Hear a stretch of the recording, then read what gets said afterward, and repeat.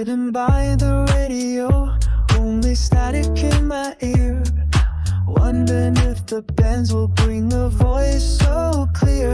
If a signal breaks on through, it will spark a Ragchew, fresh and new. Static fades and hopes arise. Silent air now fills with cries, waiting for that perfect sound when a contact will be found. Bands go up and bands go down. Sometimes smile, sometimes frown. When the bands are open wide, and I hear a voice inside, it makes my heart start racing true. When I start a brand new Ragchew.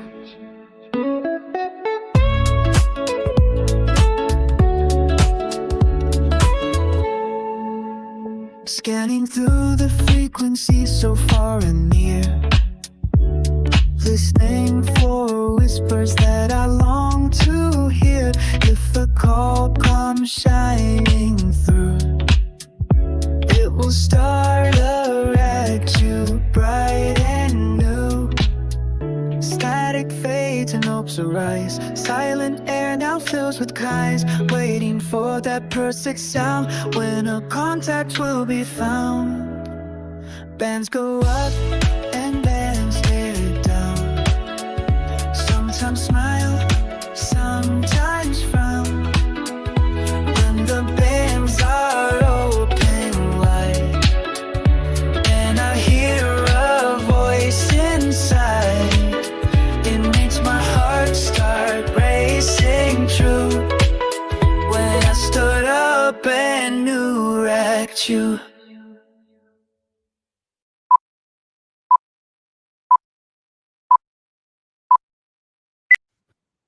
Howdy, y'all. How's everybody doing? Howdy, y'all. Paul here. Do y'all like that new intro song? I thought it was pretty cool. I got to turn this down a little bit. These new headphones are loud. Yeah, so I'm going to be having fun with some AI music. I write the lyrics. It does the music. Well, I didn't write all the lyrics. I write the gist, the most of it, and then it edits it for me. And I think I'm going to have some fun with that for at least a month or so. So we'll see what happens. Anyway, welcome everyone. Let's see. First, I see Tank Cooley saying hello, Tank and Lee, but I didn't see either of them. I didn't see Douglas. So Cooley, hello, and Increased Noise, welcome. We've got 45, Coder Jim. Cooley again, Chris Bricker, good to see you. And Chris, Radio and Life, the current stream boss. Thanks for your support. Welcome, Adam. And anyone else before we continue? All right. I do say Tank towards the top. Yeah, he said, hey, Tank, and hey, what was the other one? Lee. But I didn't see them say anything, so maybe I missed it. Maybe I didn't pull up the chat in time or something.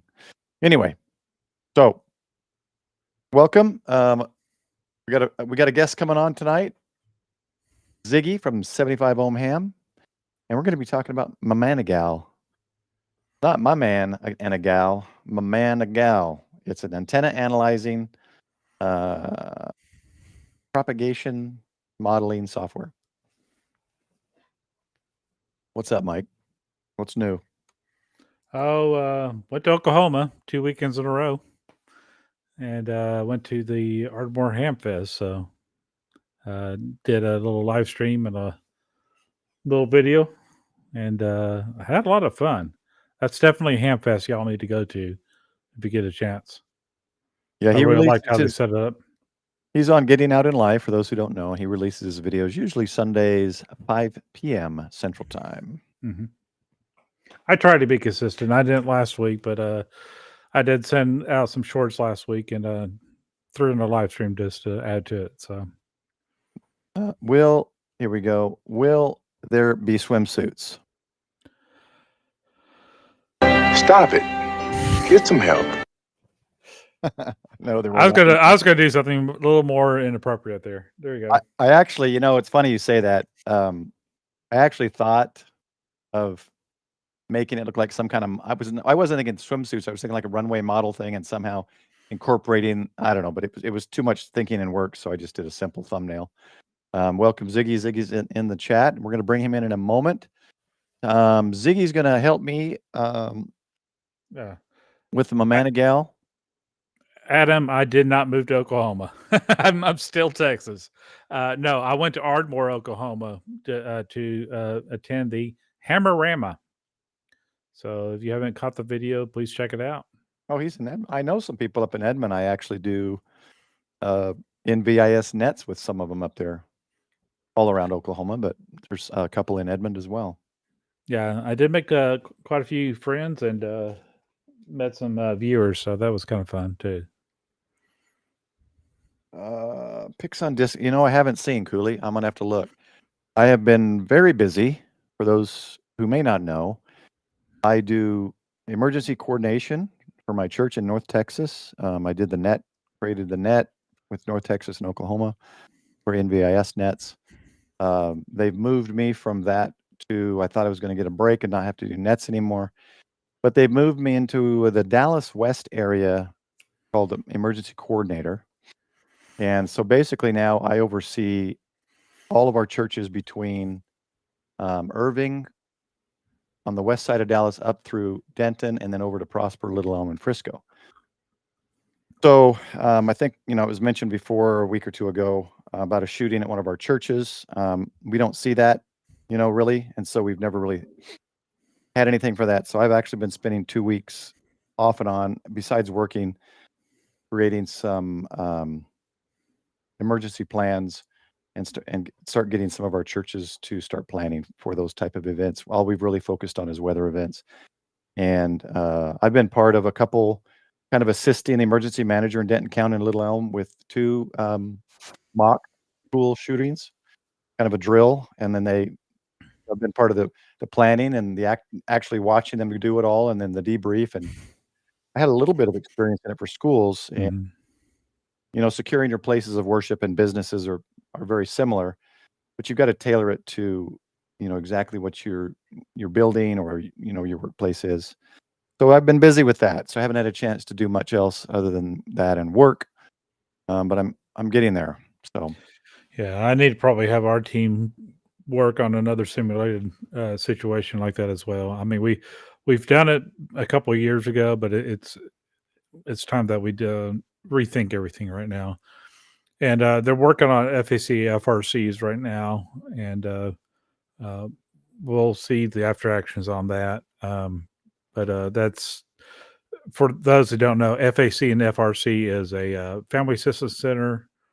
If there's a tragedy or a crime, a large scale crime or something like that happens, that helps families during that. Like the tornadoes, we had a family assistance center. But Family Reunification Center, the FRC, say there's a mass shooting at a school, and the FRC is set up to where they're going to bus all the students to that location.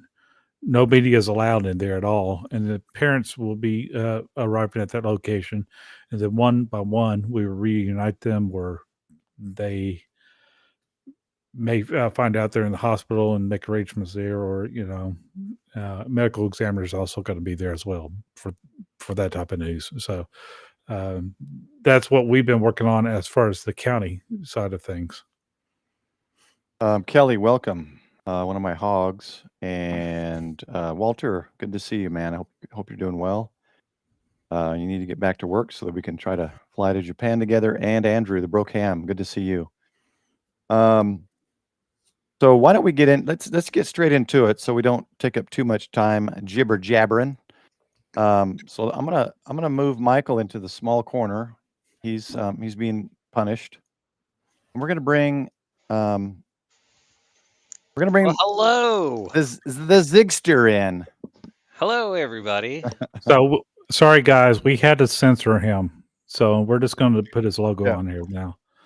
It's okay. It's amazing they still let me on the air. And I've got a 7-second censor button for anything. No, I'm just kidding. Check in with my ham parole officer Yep. tomorrow, first thing in the morning. Your little ankle bracelet still fitting I snug. gotta make sure. Yeah, I gotta hold on to that call sign, man. All right.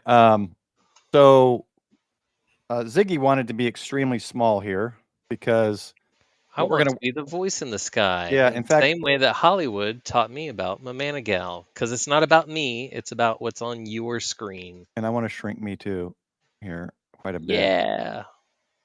Bippity pop. Now my voice is gonna go higher. No. Look at itty bitty ball. Okay. I wanted to itty bitty ball. start from the very, very beginning, right? Like we don't even have MMANA-GAL installed, but you No. fortunately, I have that page. I have it. you have the page. Let's start there so that So we let can me catch go. everybody up. And let's only spend about 2 minutes on it. Yeah. Maximum. Let me just double check here. All right. Yeah, I'm kind of hiding now. Let me go back over here. I just kind of had myself off. All right. So I have the page, and I got to open up a browser because I want to make sure you get the right file. You can get the wrong file. Ham radio. I had lots of links for ham radio. It's going to be at the bottom. Look, the second from the bottom, Ziggy, my most recent one. Yep. Choke on a stick. Ziggy's Choke on a Stick. Check that out. We'll talk about that. Yeah. So I actually went when I went to it. I already had it installed, but I thought, oh, maybe there's an update. There wasn't. It was the same version. I went ahead and installed it anyway. But the website I went to that Google told me first was not the original or the authentic page. But that page said if you want the original support or the original group or whatever, they sent me over here. So I think this is it. Now, if any of you in the chat want to help everybody and the stream out, go ahead and post that in the stream, the webpage that we're on now. Let me And do so that. there's, yeah. So This is the right one, right? If you see that. Hold on, don't post it. Let's find out first. gal.ana.de. This is the one I saved. Yeah. Looks right to me. And then there's a download button. All right, hold on. Let me post it. People can follow if they want. I have no idea what that is. No, but, we want the basic version. Yep, right over here is basic version. Yep. All of us basic hams over here. There we go. That looks like a proper website. Okay. So let's go down to. I'm already on my MMANA. No. See, yeah, this is the one I was on, and look. Yep. Because for program downloads support, go to the official and look.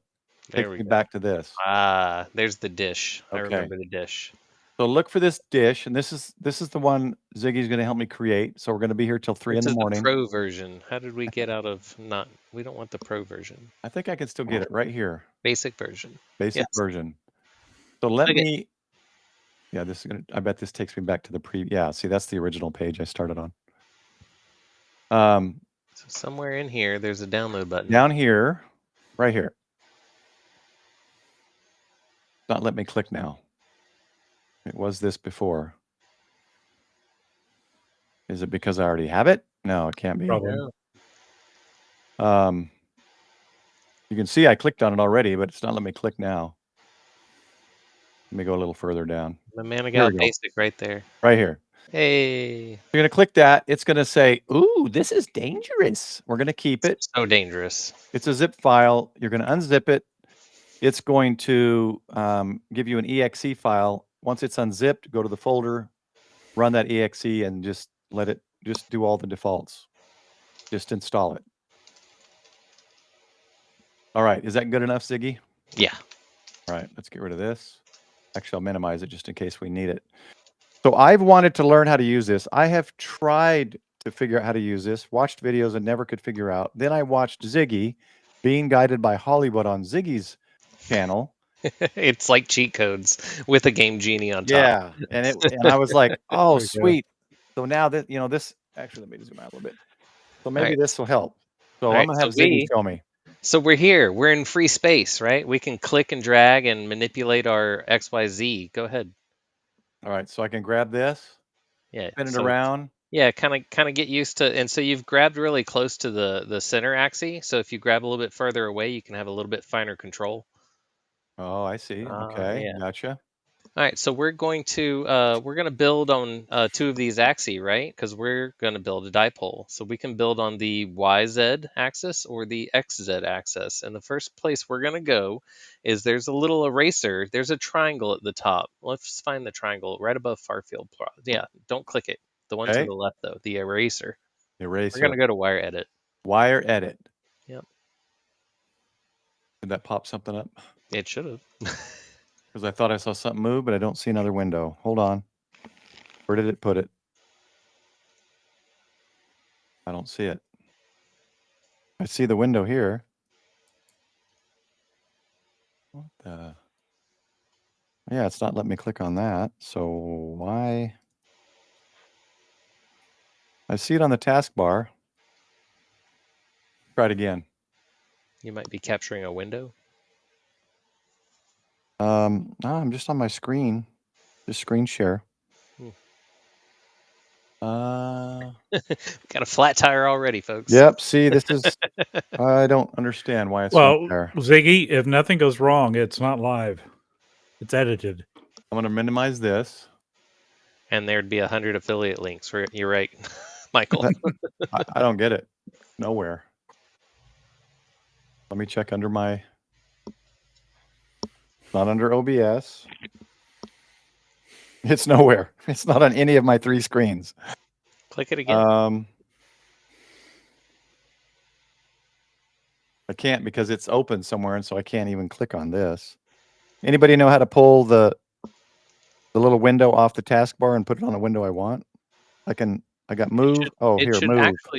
It should actually change the. Oh. It should actually change the app. That's the crazy thing about it. Oh my gosh, is this really going to be how it goes? Mm-hmm. Yep. Are we reliving DMR here? Here. Or? Okay. I just maxed. I maximized it. I can share my screen and we can do it from my side if that's the case. Hold on. I maximized it, but now it's on my other screen. So let me change screens. Hold on. So what are we trying to do here, Ziggy? So when we click that eraser, the wire edit, it brings us to like a very grid-esque editing field. Oh, you're on it already. Look at you. All right. So right above Michael's head there is all the important information that we're missing, or actually, and behind him. So we're looking at this in 3D right now, and we want to look at it on one of the Zs, right? Yeah, let me move these other windows out. Then Go to audio only for me and Michael. I knew, Okay. or move us. One of the two. Yeah, I can't move. I can move you yeah. outside. I think okay, there you go. Hi. There you go. Customize. He's got it. We practiced this, the audio only. Radius. Now it doesn't have, so this one doesn't allow me to customize size. All right. Sorry. All right, now get rid of me.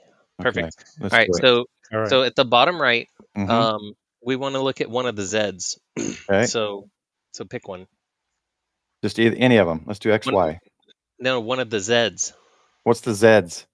Right. So we want to look at like one of the Zs. Got it. Yeah, we want to look XZ. at a flat plane. Right. So we're going to look Right. at XZ. All right. So let's look at XZ together. There's now X you can and kind of Z. tell that you're in the center because you see the blue making the right angle to the right from 0. You Right see here. it? All right. So there's your 0. Right. And so everything's in meters. Right. So we're gonna be playing in meters today, and I'll bust out my calculator. So each one of these squares is a meter. Maybe. No? Oh, well, okay. we're gonna find that out. All right. So you can see where your cursor is. See the digits at the top right? Mm-hmm. Yeah. So find 0, and then just go up a little bit, and then imagine like how many meters would be your ideal dipole, like off the ground, like in a typical kind of urban environment, like what, 30 feet? You know? Yeah. Yeah. Where we want the top of the feet. Meters. Yeah. So let's go. 10 meters. Yeah. Let's go 10 meters up in the sky from 0. Right. I'm never going to get it right on 10. No, don't worry about it because I think we need to go ahead and draw a new wire. So Yep, right there. Draw a new wire. You already knew it. Yep. Let's go ahead and draw 1/2 of our antenna somewhere, and don't worry about getting precise. Somewhere in between 9 and 11. Okay. It doesn't matter. Yeah. I click. And click it and drag it to the right. Yeah. 27 meters. How long do we want this dipole? Half of the dipole. You tell me how much could Let's you get away do- with if you didn't care about what the neighbors thought about you? I can do about, well, if it's flat, it's different. Inverted V, I can do about 40 feet if it's a dipole on each side. 40 feet? Actually, no, on I can each do side? more. That's halfway to the fence. So I can do probably 60 feet each side. You want to do 60 feet each Yeah. side? Yeah. So 20 meters.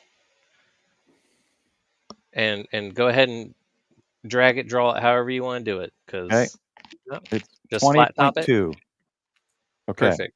Draw the other half of your antenna. Now I'm enunciating the half part Yeah. for a reason, everybody. So if I just click, I can do another wire right here, right? You might have to click and click again, but yes. I did click twice, just so people know. And don't worry about it being perfect, because nothing in life is perfect. Like this leg might be a little bit lower, Yeah. or it might be a little bit shorter or longer. Just send it. Yeah. Don't worry. Don't worry Was it about 20 meters? that what I somewhere did? around there. Somewhere Yeah. around there. But let's Okay. perfect. Got it. All right. So the first wire that you drew was from the center out to the right, and the next wire you drew was from the center out to the left. Perfect. Go ahead and click OK. Click OK, and then I'm going to have to bring this down here. Okay. I have a wire. You have a dipole, and this is important, it's above the ground. Nice. Okay. You know what I mean? Yep. We need to tell the software that we're feeding this at a certain point of the antenna. So we're going to go over to geometry. Hey, Tank. That was Tank nice. Radio! Hey, Thanks, man. Appreciate that. Tank, you're awesome, man. I appreciate your support. Thanks for watching. Um, Oh, we're going to hear 4 or 5 of these now. Digital Rancher got one. Nice. And it's very slow. 4 more. Do you want me to name it or there you go. Brandon? go ahead and click on your geometry tab while Okay, we're so waiting on clicking these. on geometry tab. So we need to tell the software where the pulse comes from. Okay.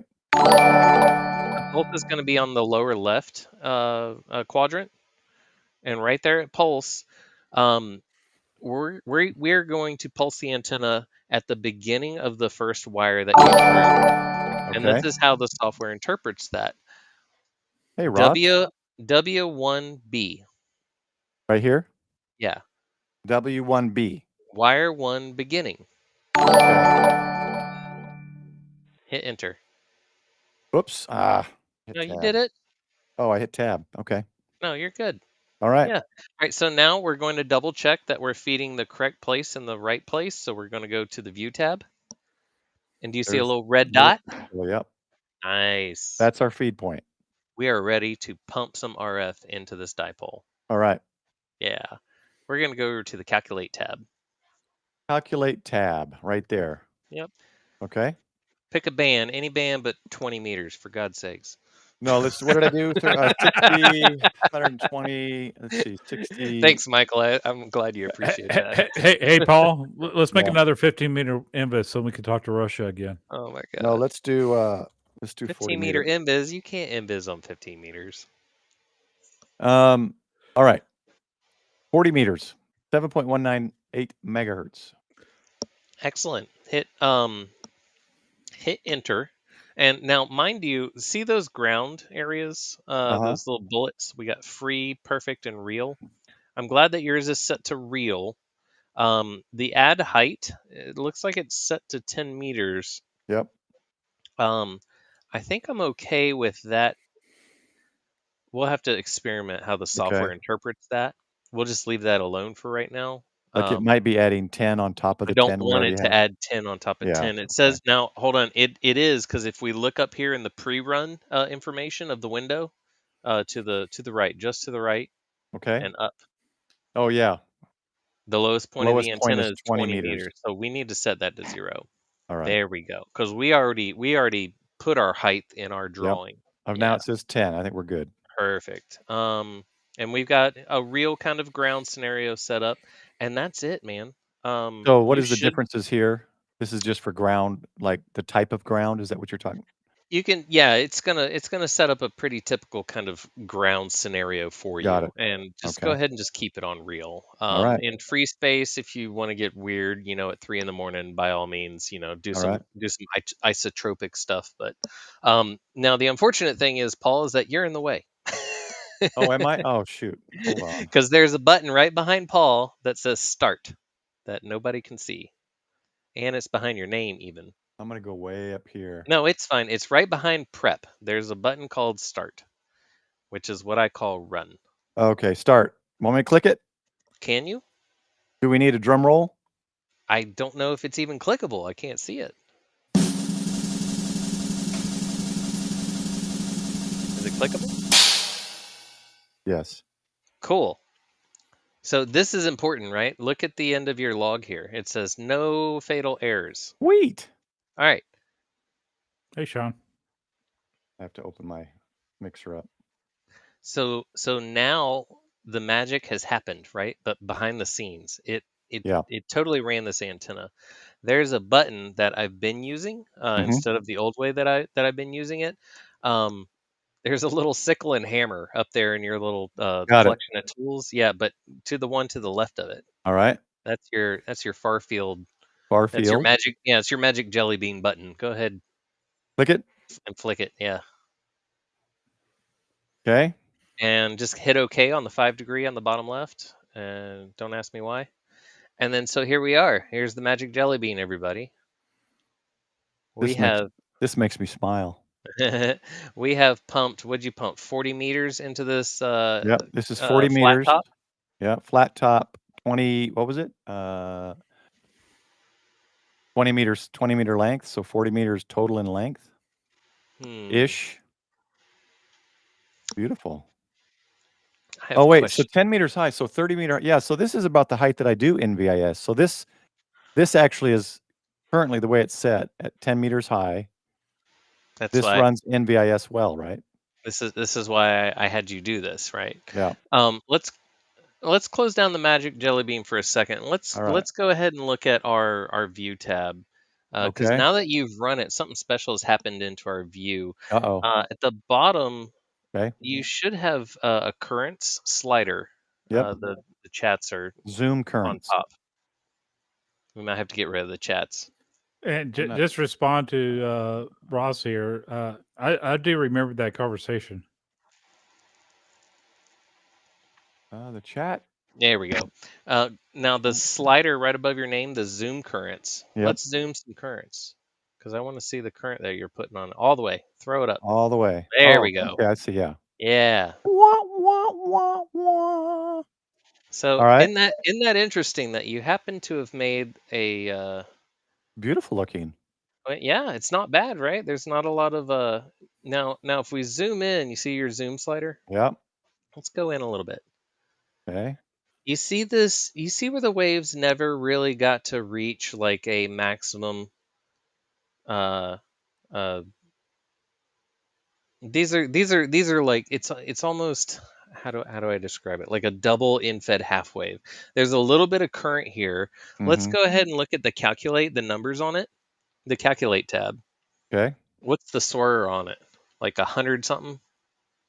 117? 117.10. Yeah.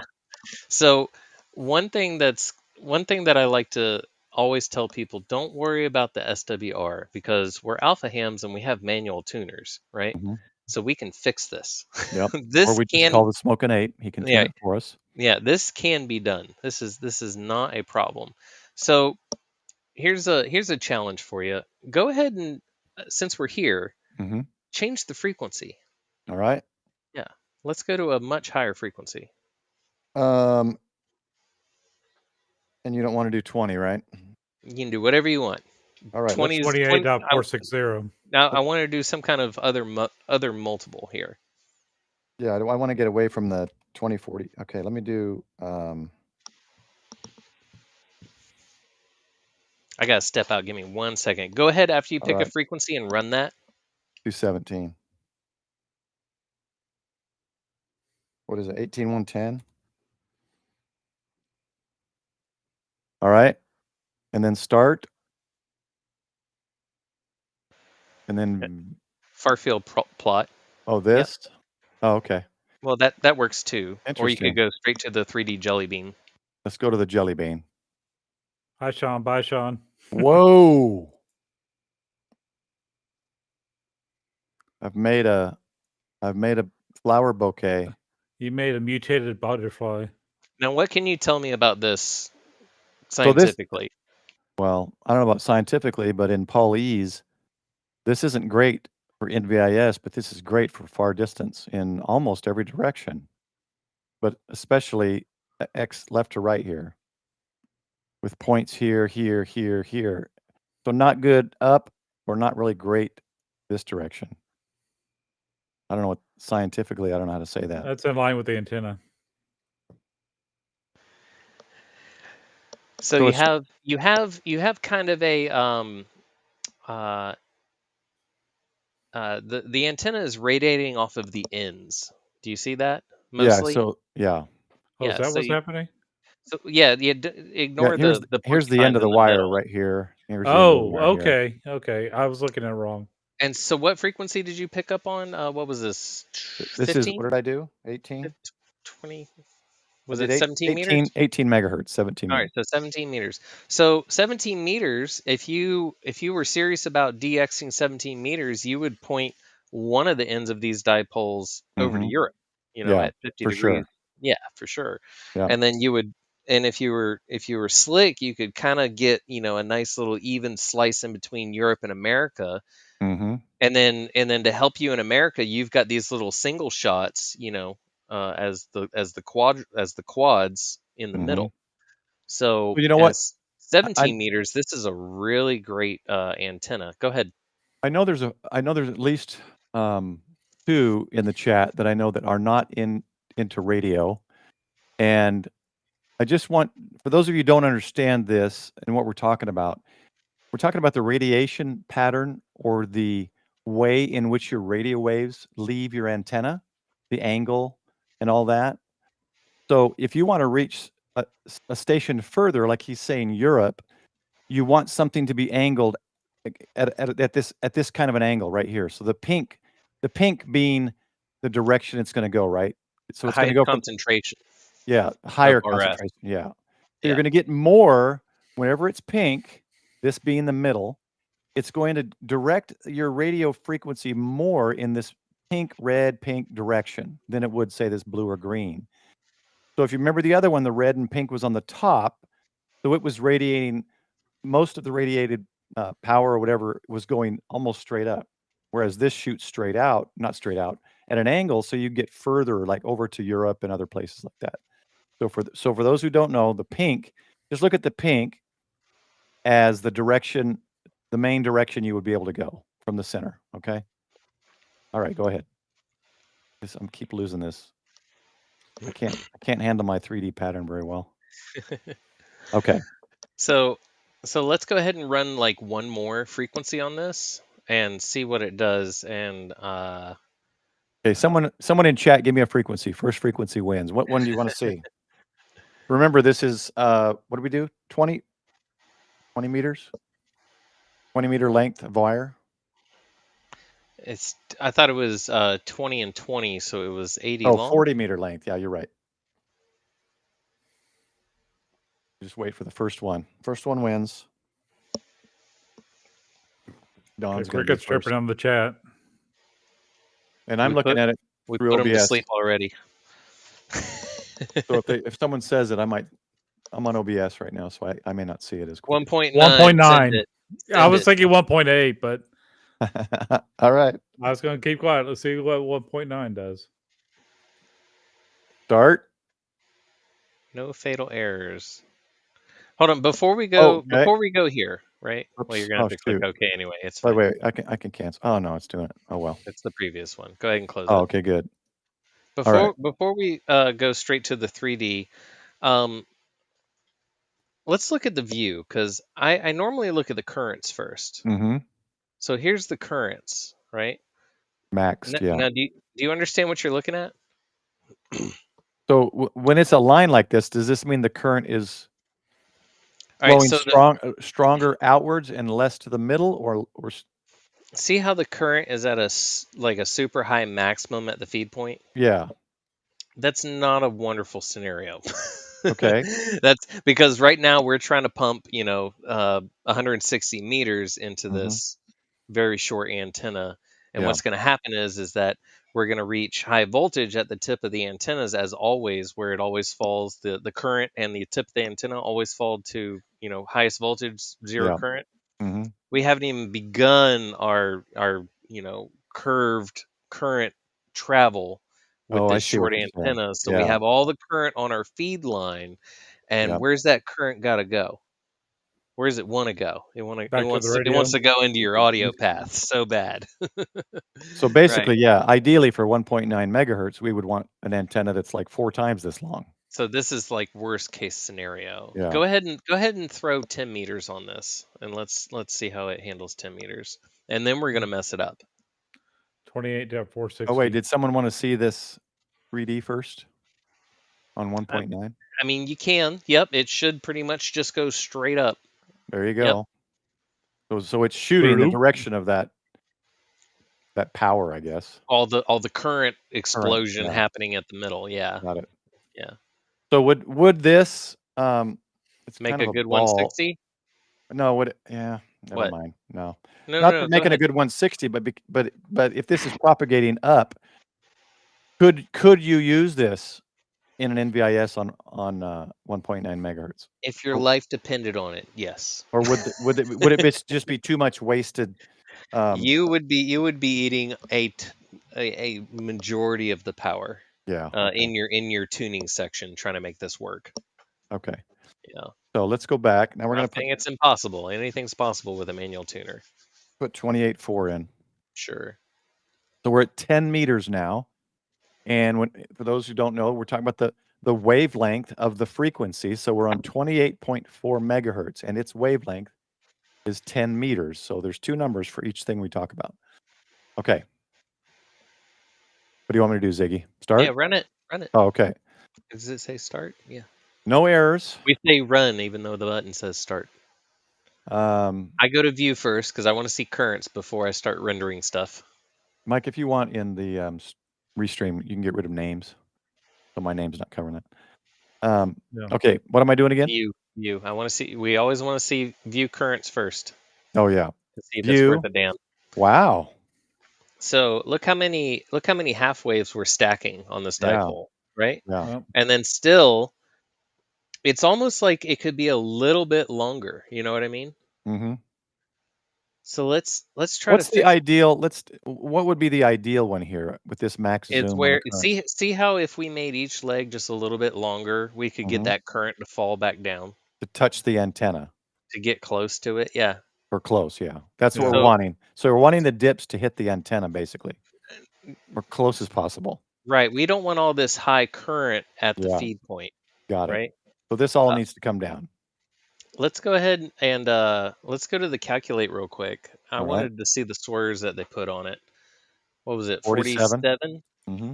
So this is cool, right? There's an optimization button at the Okay. bottom left. Got it. Let's go ahead and play with the devil.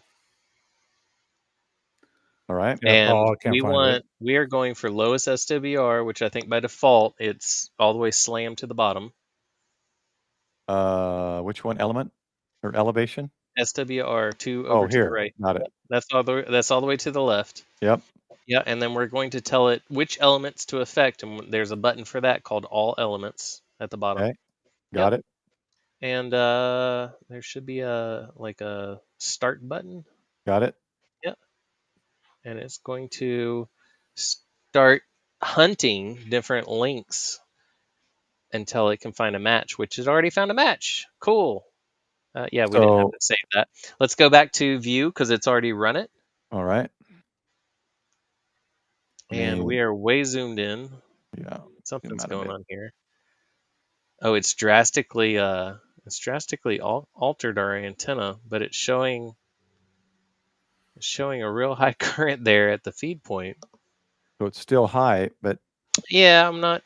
Go to calculate. What's this? What's the swir on it?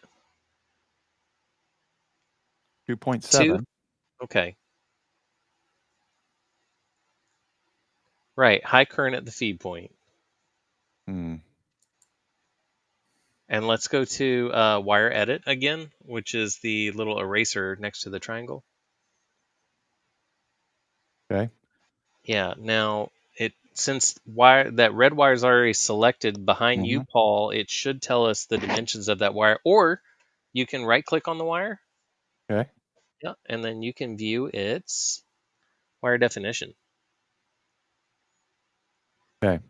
And Go it right has shortened it. Okay, I thought it was going to elongate it, but it has shortened it to 18.4 meters is what it looks like. Yeah. Okay. So it fixed it. By shortening it, it can create a much better match. Now let's go ahead and look at it in a 3D far field. You can go ahead and cancel out of here even because we haven't modified anything. Okay. Yep. And then click on your jelly bean. And I slapped the enter key right here. I just wham. Oh, okay. Yeah. Wow. Wow, that is a low takeoff What angle. an in talker. That is a monster 10 meter. This is how you propagate and talk to yourself. Well, I mean, this thing really gets out. Yeah. So. But it gets out on either end of the antenna because we're folding so many waves. 1, 2, 3, 4, 5. You can see it. Let me get this a little bigger. Yeah, we're folding waves onto ourselves. So it's the more waves that you start to fold and stack, they start to talk off at the end. So are these lobes, I guess you call them, the lobes that we're seeing in the other view, or no? Yes, yeah. It is the They're lobes. they're Okay. they're entire RF waves that are Got being it. basically stomped on one after another because of the speed of the wave through the material. So ideally, would we want none of this? That's not a big concern. There's Okay. always All going right. to be a little bit of weird Yeah. radiation somewhere, but yeah, I mean, ideally you would always want it in the direction of travel. Okay. Very So cool. here's the next step. Now we got to mess up All right. this antenna. All right. Where do I go? We're going to go back to wire edit. Okay, that is And a the good practice eraser. actually is to always just go ahead and save your work. So let's go back and Save it. say, yeah, let's go back and start creating files here. Let's see. Save as. Yep. What was this one? 10 meter dipole. Oh, you want to make a folder for sure. You don't want to just throw that. Where's it putting it? Oh, it's putting it in parallel. Should I get out of that? HF multibands. A new folder. Balls. Come on. All right. 10 meter dipole. All right.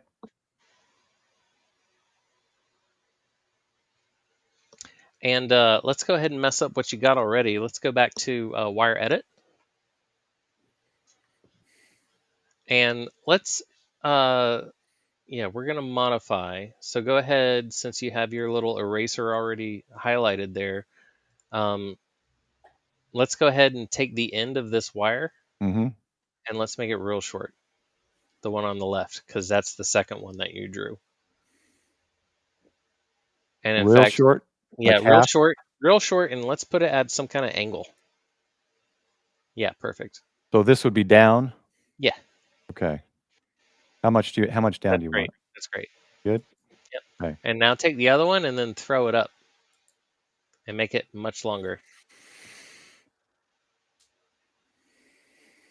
Same angle, or do we want it off a bit? No, I want it weird and not uniform. Yep. Kind of like what a ham would do. All right. I'm in an HOA. This is all I can do with my antenna. Maybe a little bit more to the ground instead of upwards. Instead of up. All right. Yeah. More across the screen and more wire. Like down that? No, not below 0. Keep going up. The blue is the 0, right? Is it? Isn't it? Isn't this 0? The Oh, ground? let's do it like that. Perfect. I couldn't see Okay. it. Yep. No, All right. let's do it like that. That's what we got. All right. And what do we got? We're on It put 20 us back to meters. 20. Go ahead and run it. Okay. Yep. Start. 78 SWR, no errors. Not a problem. Go to view. All right. Okay. Interesting. So we've got a couple of waves here, and I'm liking what I'm seeing because it looks like Whoops. we're getting 4 whole stacks there, just Yeah. about. And you can see our mismatch there on the counterpoise. Mm-hmm. Right. Let's go ahead and click on the jelly bean. So this is really like an end fed with a counterpoise. Exactly. Yeah. Slap that enter key. Look Oh, at that yeah. bodacious thing. That's a girthy one. Yeah. Very Yep. bottom left of your screen of this window is a pattern tick Mhm. box. And then this is how you can see through the jelly bean and see your antenna. Got it. Yeah. Okay. Y'all are having these discussions about jelly beans and stuff, and they're having a huge debate on candy corn in the chat. I love it. Yeah. Catch any questions because I can't monitor it at Yeah. all. All right. So now that we've done a basic antenna and then we've made it weird and Mhm. made it do other weird stuff, let's do the most basic antenna of all. All right. But let's put weird frequencies through it, right? Let's go ahead and go back to wire edit, and let's make our radiating element completely vertical, just straight up in the air somewhere, and drop it. How high do we want it? That's fine. That's plenty 27 high. meters. That's 28 plenty high. meters. Plenty All right. high. Yeah. Okay.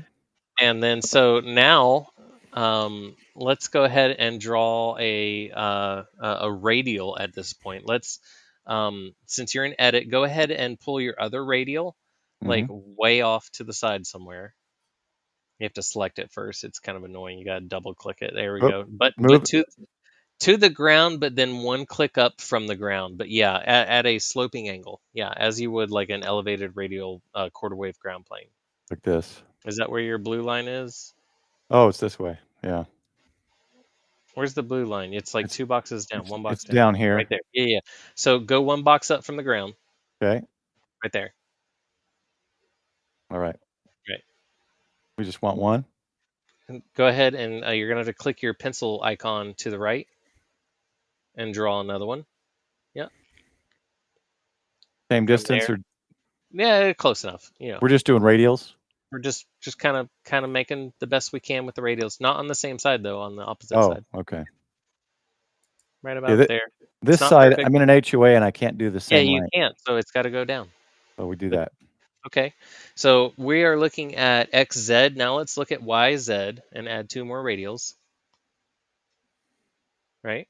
Okay. Oh, So which we can draw. Oh, it is. Okay. yep, And am you're I drawing? drawing So now I from see there. 2 circles here. Yeah, because you've got one higher than the other. Those are the end of your 2 radials. You're going to go there. This is the center, the X. Correct. Okay. Now which way do I want to go with this? One left and one right. Straight, or do you want them slope down Sloping to down, the as one box? wires do. Yeah. All right. And another one. Yep. And on this side, I can go a little longer. All right. Cool. And then click OK. Oh, cool. Okay. Because Yeah. that's something I could never figure out is how to do radials. So it's just another wire. You just draw Correct. another wire. Okay. Correct. Got it. Let's go ahead and let's run some calculations through it. All right. And you're gonna Interesting. pump 20 meters into it. All right, now go to Oh, is view that first. Go to view first. view? Yep. Okay. Wow. Right. These 2 are wacko, and these 2 are. Not doing anything. Oh, that's crazy. Yeah. Why is it do? Yeah. Why would it do that if the radiate? So RF is lazy, Mhm. right? Mhm. RF wants to find the easiest path in order to get rid of all of its energy. Yeah. and it really, really likes those 2 links of radials, right? And Because they're huh? is it going off of like the most radiatable length, or is it the shorter length? It's the most radiatable length, Okay, right? And it all has to do with the frequency that we put in. right. Yeah. Okay. So now that we know that we have, what, 2.5 wavelengths on our radiating element for 20 Mhm. meters, and then we've got 2 participating radials, but the other 2 are not participating all that well. Yeah. What I'm going to predict before we run it is that this thing's going to have a lot of activity off to one side. It's going to be extremely asymmetrical. So let's Okay. go ahead and look at the jelly bean and slap that enter key. Oh yeah, I'm gonna do enter. I gotta get better at. Interesting. Yeah. Well, oh, that's weird. They went 2 opposite directions. This the bottom lobe. I would have thought it would have went one direction more so than the other. You got to remember that we have a vertical radiating element primarily. Oh, that's true. The the the radial field doesn't necessarily always predict you know The takeoff angle or the propagation or takeoff whatever. angle or the angle that it wants to run away. Interesting. So So right now we're looking at I forget how big, 20-meter wire, vertical wire with 4 radials at various lengths, and it's up 30 feet off the ground, right? We're still at 10 meters off the ground, right? All right. Have a good one, Night Cry. I'm sorry you're going through that. Oh, what's the matter with D? Oh, geez. Yeah, that's not fun. I'm not going to post that one. All right, D. Chris is Okay. suggesting adding more radials. no. So here's the thing, is that this is a vertical antenna, Mm-hmm. right? Yeah. And so what a lot of people need to just kind of understand about vertical antennas, we're all used to them being resonant. When we start pumping like non-resonant frequencies through them, you start getting some weird takeoff angles. And as Holly would say, they could be advantageous, Mm-hmm. right? Yeah. So let's try, since this is kind of a long radiating element, let's pump something a little bit lower in frequency than 20 meters into it. Because it seems to me that it's almost a 60-meter antenna. So let's try to pump 80 meters into this thing. 3.5 or whatever. 3.8's fine. All right. Yep. And let's view it. No, look, Under the view tab. 6.9. Man, that was a good guess, wasn't it, Ziggy? Very good. All right, so what do we Interesting. see now? Okay, so the radiating element is the red, and then the radials are the blues. So 1.5, 1.5, almost 1. 55 degrees off the horizon. Don's being funny. What'd Look you at say? the red line. Yeah. All right. Yeah. So I think what I'm seeing here is that it's a little bit longer than a quarter wave, because see how the wave starts coming back in? Mm-hmm. It's kind of like it's got a nice undercurve to it at the bottom. That's the top of the wave. Right here. See at the bottom of the red wave? Let's follow Oh, the red red. wave. Yeah. Yeah, Okay. yeah. See how it's got a nice little shelf at the bottom from Mm-hmm. completely horizontal to the bottom? Yep. So that's telling me it's going to have not too bad of a lower takeoff angle, Okay. right? And that has a lot to do with the length of our radiating element and the fact that we are what's called an elevated radial plane Mm-hmm. vertical. Let's go ahead and look at the jelly bean on that. Wham, Enter. wham. Look at So that. this is what we call the bubblicious. Interesting. No, Now, it's going one direction more than on one side than the other, right? it's It's a got a little hard curve in there. it's a hard argument, but why is that though? Let's look at the radials underneath of it. Oh, And pattern. also, yeah, let's also remember that this has elevated radials, plus it's 10 meters off the ground already. So, okay. Yeah. So it's It's so weird to me because The it's radials are affecting the radiation pattern, even yeah, though that two are asymmetrical from the other. yeah, Yep. and it's radiating towards the longest and the shortest, not the two that are similar in length. Yeah, because what's happening here is that there's so much leftover RF current Mhm. because it's not a proper match to that vertical radiating element that Yeah, it's shooting out the most favorable radial in length. You know, it's the lowest impedance path that it can find, and it's creating somewhat of a dipole yeah. in that scenario. Like it shot off the ends on the dipole earlier. Hey, Yeah. Paul. That kind of a yeah. Check your WhatsApp right quick. I'm sorry. I have to do this off stream.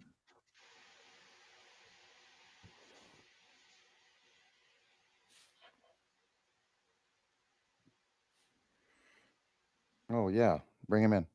Okay. No thanks. Sorry, I just He has a name that's not yeah. Michael didn't know the name. I was wondering when he was Mr. Microphone, welcome. Get back to the screen we had before, Paul. He's not muted or anything, is he? No, not that I can see. All right, let me get back to this. Hold on. I'm doing everything in reverse because I had to switch screens.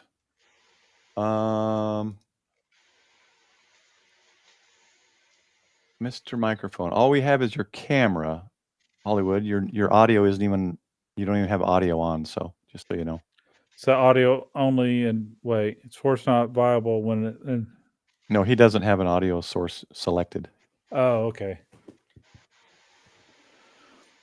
Sorry, I didn't recognize your name. I just wanted to clear it.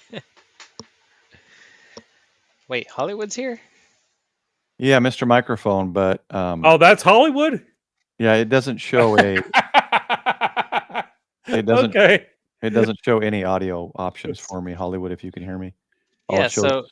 so there's a All it shows is his how to camera. explain this under the Okay. stream when it says your audio on but camera hidden. There's a little there's an arrow down key next to the microphone at the very middle of the screen of what Paul's displaying, and then that way you can select all your different microphones.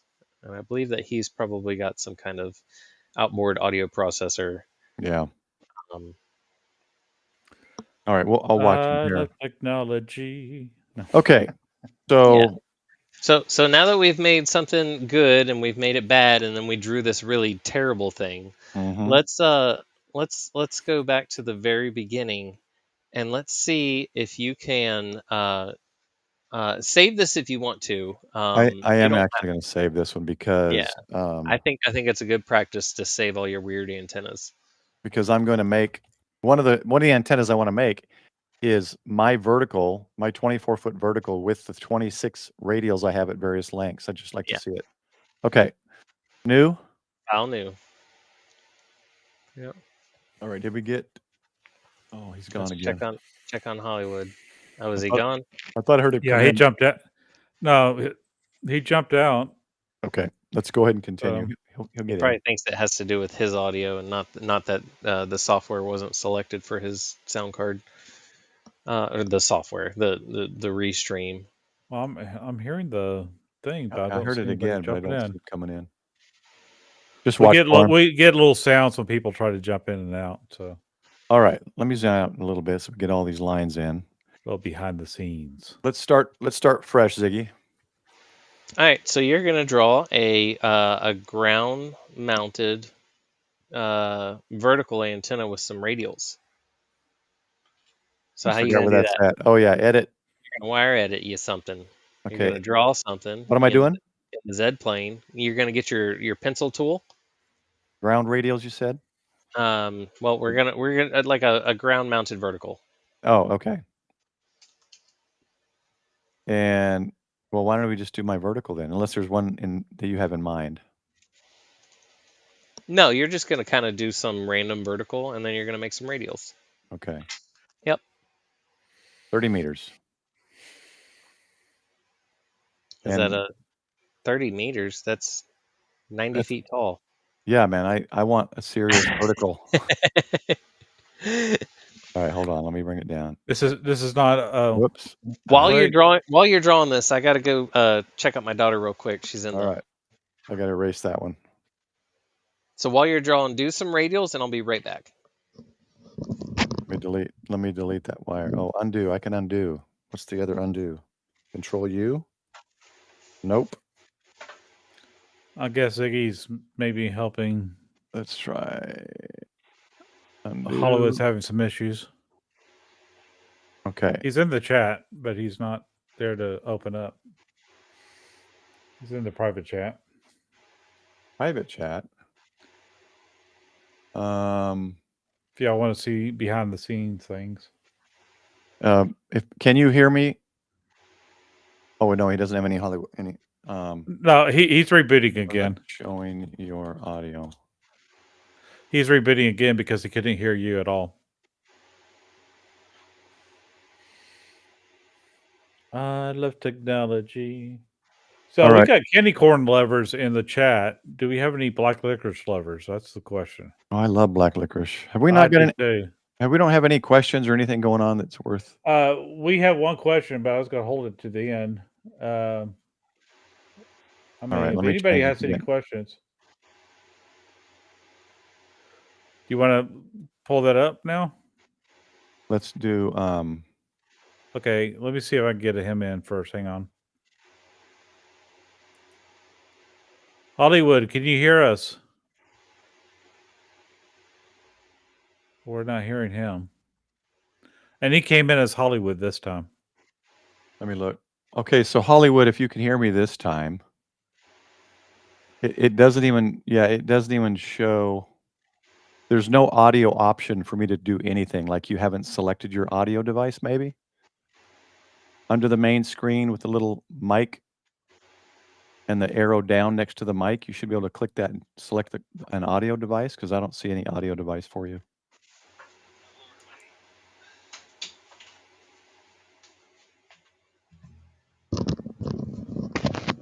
Douglas Z likes black licorice. Hey. Or maybe it's because he has. Maybe if he clicks unmute it, maybe it'll show it, because he's got his mic is muted. He said. Walter, I got your question. You back, Ziggy? I'm here. Do you want to take questions now, or do you want to hit me? Okay. Oh, I forgot to unplug Ziggy. So, first question is 45 Auto said in the beginning. There's a null between all the lobes. Yes. Not always. Okay. So are we talking about the? I think he's talking about the lobes on the waves. You know, that's a. I can't say that for certain, right? Because when I think of a null, I think of a deep blue in the 3D radiation pattern. So I don't really care about the waves on the antenna. I really step back and I look at the whole picture as all of the RF interacts with itself throughout its journey. So it's kind of like a moment in time kind of picture, not a, you know, as it happens, you know, at the like a single picture frame of time. Like it's how it all radiates and affects itself. So can't really say that as a yes. Walter's asking, where do you download? Oh, I'm clicking the wrong thing. I'm clicking the wrong screen. Where do you download this program? Now, Don. Oh shoot! I probably still have it. It's probably still copied here. Yeah, we posted in the beginning of the stream. So let me go back. So I think I heard something. What was that? That was Hollywood come back in. Okay, now we got Hollywood. Hey! Now we got him. And the hits just keep on coming. Oh my gosh! It was a dirty connector, wasn't it, Hollywood? No. No, it was Hollywood security settings. Did you blow? Wow. Did you blow into the cartridge? Yeah. The security settings. Oh my goodness! I don't have any hair left. I pulled it all out. I'm so glad you're here. So this is the surprise, everybody. Welcome, Hollywood. Thank you. We got Hollywood here. I told him to jump in when he couldn't take my terrible teaching anymore. No, listen, Ziggy, you did fabulous, and honestly, that's why I came in really extra late. I didn't want to upset the apple cart. You did a fantastic job, Ziggy. Fantastic. Yeah. Home run. Yeah, he's drawing stuff and running stuff. Yep. Look at him. Yep. I'm ready to make another vertical. Let's do it. Do it. Let's do it. All right, Rock and Walter. roll. There's your website, and I'll leave that up for now. Unless, for a while. well, let's go do the vertical, and then if there's something interesting Hollywood wants us to try, that maybe most of us wouldn't think of. We're going to build a Sturba curtain. All right. No. We're going to build that array, that satellite dish array that's on the Pro version. I just wanted to see Paul's eyes go saucer size, you know. with 4 loads on each element. So basically what I did here, so we were going to do a vertical with radials, I think. So we got about 8 meters here vertical. All right, that sounds reasonable. Now, here's the thing, and I believe this is right with the software. We don't actually, if you draw it at ground level nearish, you can have the software kind of fill in the radial field for you. Really? I believe so. Yeah. Yeah. If you originally draw it down on the ground level, you don't have to draw radials. I think you can feed it from the here. bottom. Yeah, exactly. Just feed it. Just put the feed point at the bottom of that vertical, and MMANA-GAL will automatically understand that it is a vertical wire against being fed against the ground. All right, I'm trying to recall that with my 57-year-old brain of how to make it the feed point. Okay. And I'm not recalling that. So you're going to click on OK. Okay. Let's see. Your antenna is set to real at the moment, mind you. Or perfect, I'm sorry. We want real, right? Yeah. Okay. Because I haven't said anything. Oh, height is 0. So this means it's at the ground level? Yeah, but also look at your log here. What's the last thing in your log?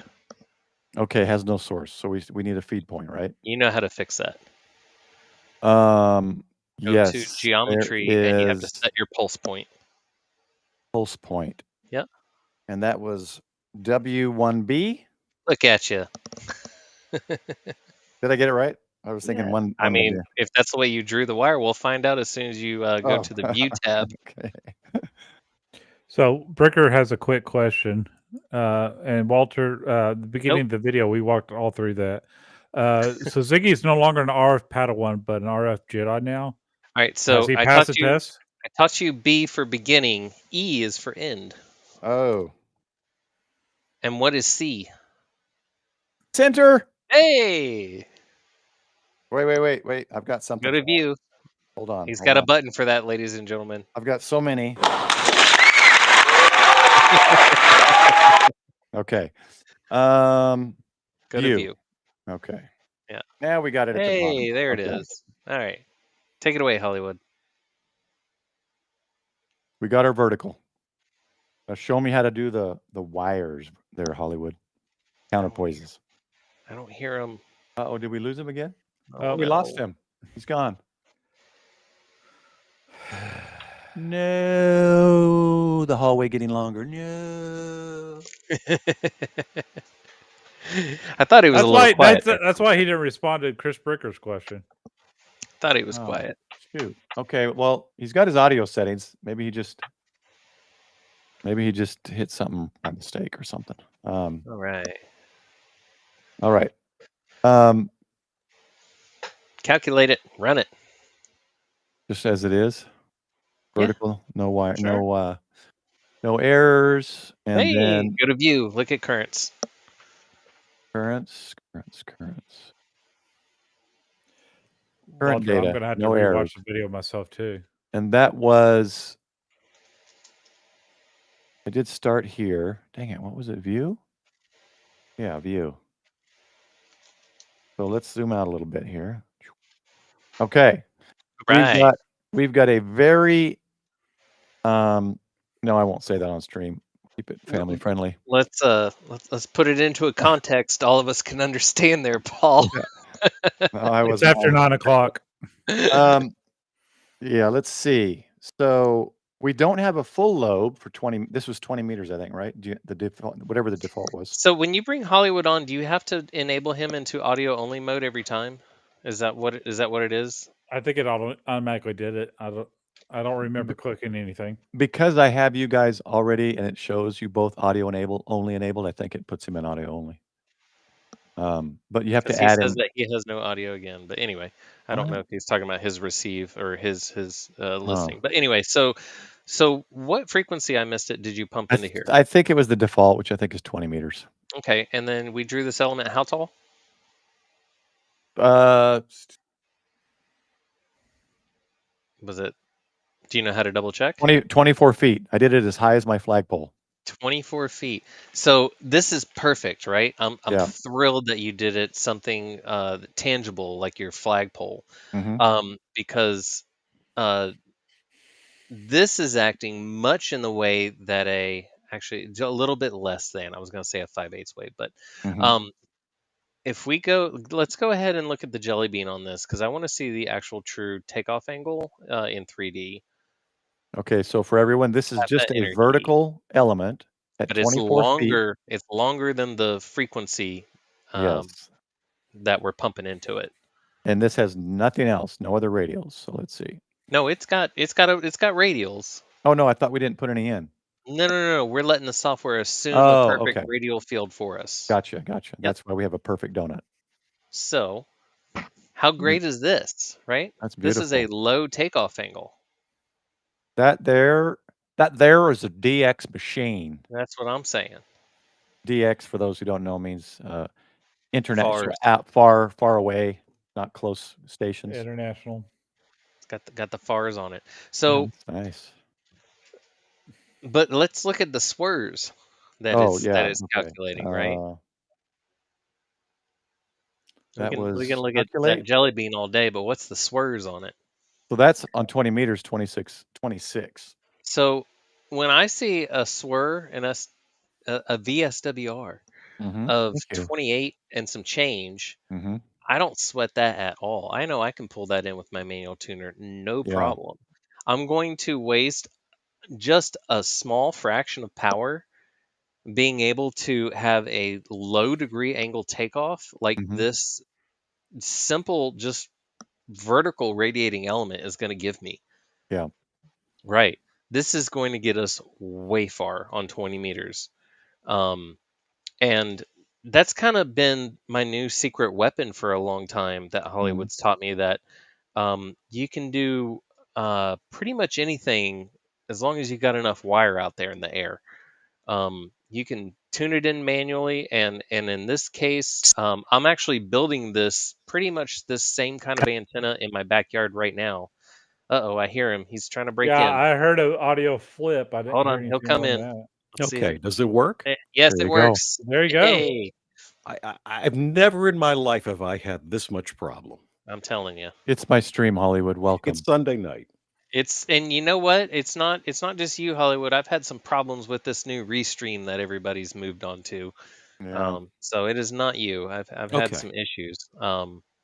Kind of actually one of the reasons why I'm doing the no video tonight. My computer is just not powerful enough to do OBS, and that's exactly what it is, right? Yeah, I had to buy a new computer to be able to handle it all. I'm on OBS really now. I hear you, Michael. Yeah. I was trying OBS with StreamYard, and then I did it with Restream, and I could even see the chat at times. I am on a laptop only because I have the dock for it, and it is an EliteBook, and that means that I have 3 other monitors connected to it. Oh no, did he drop out again? No, Douglas is joining. Welcome, Douglas. So I had Paul here, Hollywood, pump a lower frequency than what would normally be pumped into this. Let's see, am I saying that right? Okay. Go back to view. Let's look at the current view of the antenna that we just modeled, and zoom up them currents. So we don't have anything run right now. Nothing's run So right now. here's the thing. If you guys can hear me, my Yes. VU can hear you. meter. Okay, good. My VU meter as I'm transmitting does not Mhm. move. My video is frozen. I see Paul in the upper right, but he's Huh. not moving. Am I moving now? So I'm blind. You're blind, huh? Okay. Mhm. Just like on the radio. Well, we hear Yeah. you clearly. I'm not sure Good. what's going on. So he's Mhm. got, how long is this radiating element that's coming straight up from the ground, Paul? And I'll talk 24 about- feet. Right, and then you are pumping what frequency into it? 20 I meters? think it was the default 14 megahertz. Yeah, 20 meters. So, and then when I had him run this, it had a very low takeoff, high radiation angle all the way around the donut, right? Okay. Yeah. Yeah. He's running it again. Oh, now Oops. we have it. Now we have something different going on here. It went flat. What did we change? It went very flat. It went completely. Oh, you know what? You did. Your ground was set to perfect again. Oh, it changed it. Okay, there we go. Real. Just Let's run try it. that Since I again. can't see, I'm gonna grab my cell phone and bring up Okay. YouTube. Oh, there it goes. It Okay. just Yeah, unfroze. Hollywood. I didn't touch Yeah, anything. It just unfroze on its own. There we go. All Okay, right. So this just be this is aware, the donut. YouTube's delayed. This is the donut that we're talking about, and I I got was I was telling him that this is a pretty great takeoff angle, and the reason is. why that is because we have a longer than natural radiating element that we're matching. Right. Yeah. So, the So lesson being more wire is most of the time more better. I'm Okay. guessing you've got a half wave. It's 20 pretty close, right? Let's look at the currents on it, Right. Paul, Yeah. on the view tab. Oh. Yeah. Yep. Almost a half wave. Yep. Which would be right here, correct? That's quarter. So this is quarter wave. This reaching the antenna again would have been a half wave. Yep. Got it. Now the problem with the half wave is that the impedance needed to match it is going to make the SWR crazy, Mm-hmm. right? Correct. Right. It's So it's let's Ohm's law, Paul. So if the current is low, the voltage is high, and that also means that the resistance is very high. Okay. So if you look at that blue line where under the view tab, Yep. where that blue line extends away from the wire, the blue line is the current. Okay. And the further away from the wire it is, the more current there is. Mm-hmm. The closer it is to the wire, the less current there is. Got it. So, okay. So the more current equals lower impedance. It's easier for the electrons to flow. There's less impedance. It's easier for them to flow. Less resistance. So ideally, we would want this to be closer to the element, for this frequency. or for 20 meters on this. So we would want to this would want to be extended a little bit, correct? Yeah, so I guess I was going down a rabbit hole. I was just trying to get you to visualize that what the impedance of the antenna would be at the feed point. Yeah. If that current Mhm. where it's far away from the wire is Yep. down at the bottom, in other words, it's level with the earth, Yep. then it's going to be a low impedance antenna. As the antenna gets longer, that current starts approaching halfway up the antenna. Mhm. And then it becomes a very high impedance antenna. Yeah. So, Digital Rancher has a question. Won't you lose Sure. something like 50% of your power tuning a 24-to-1 mismatch?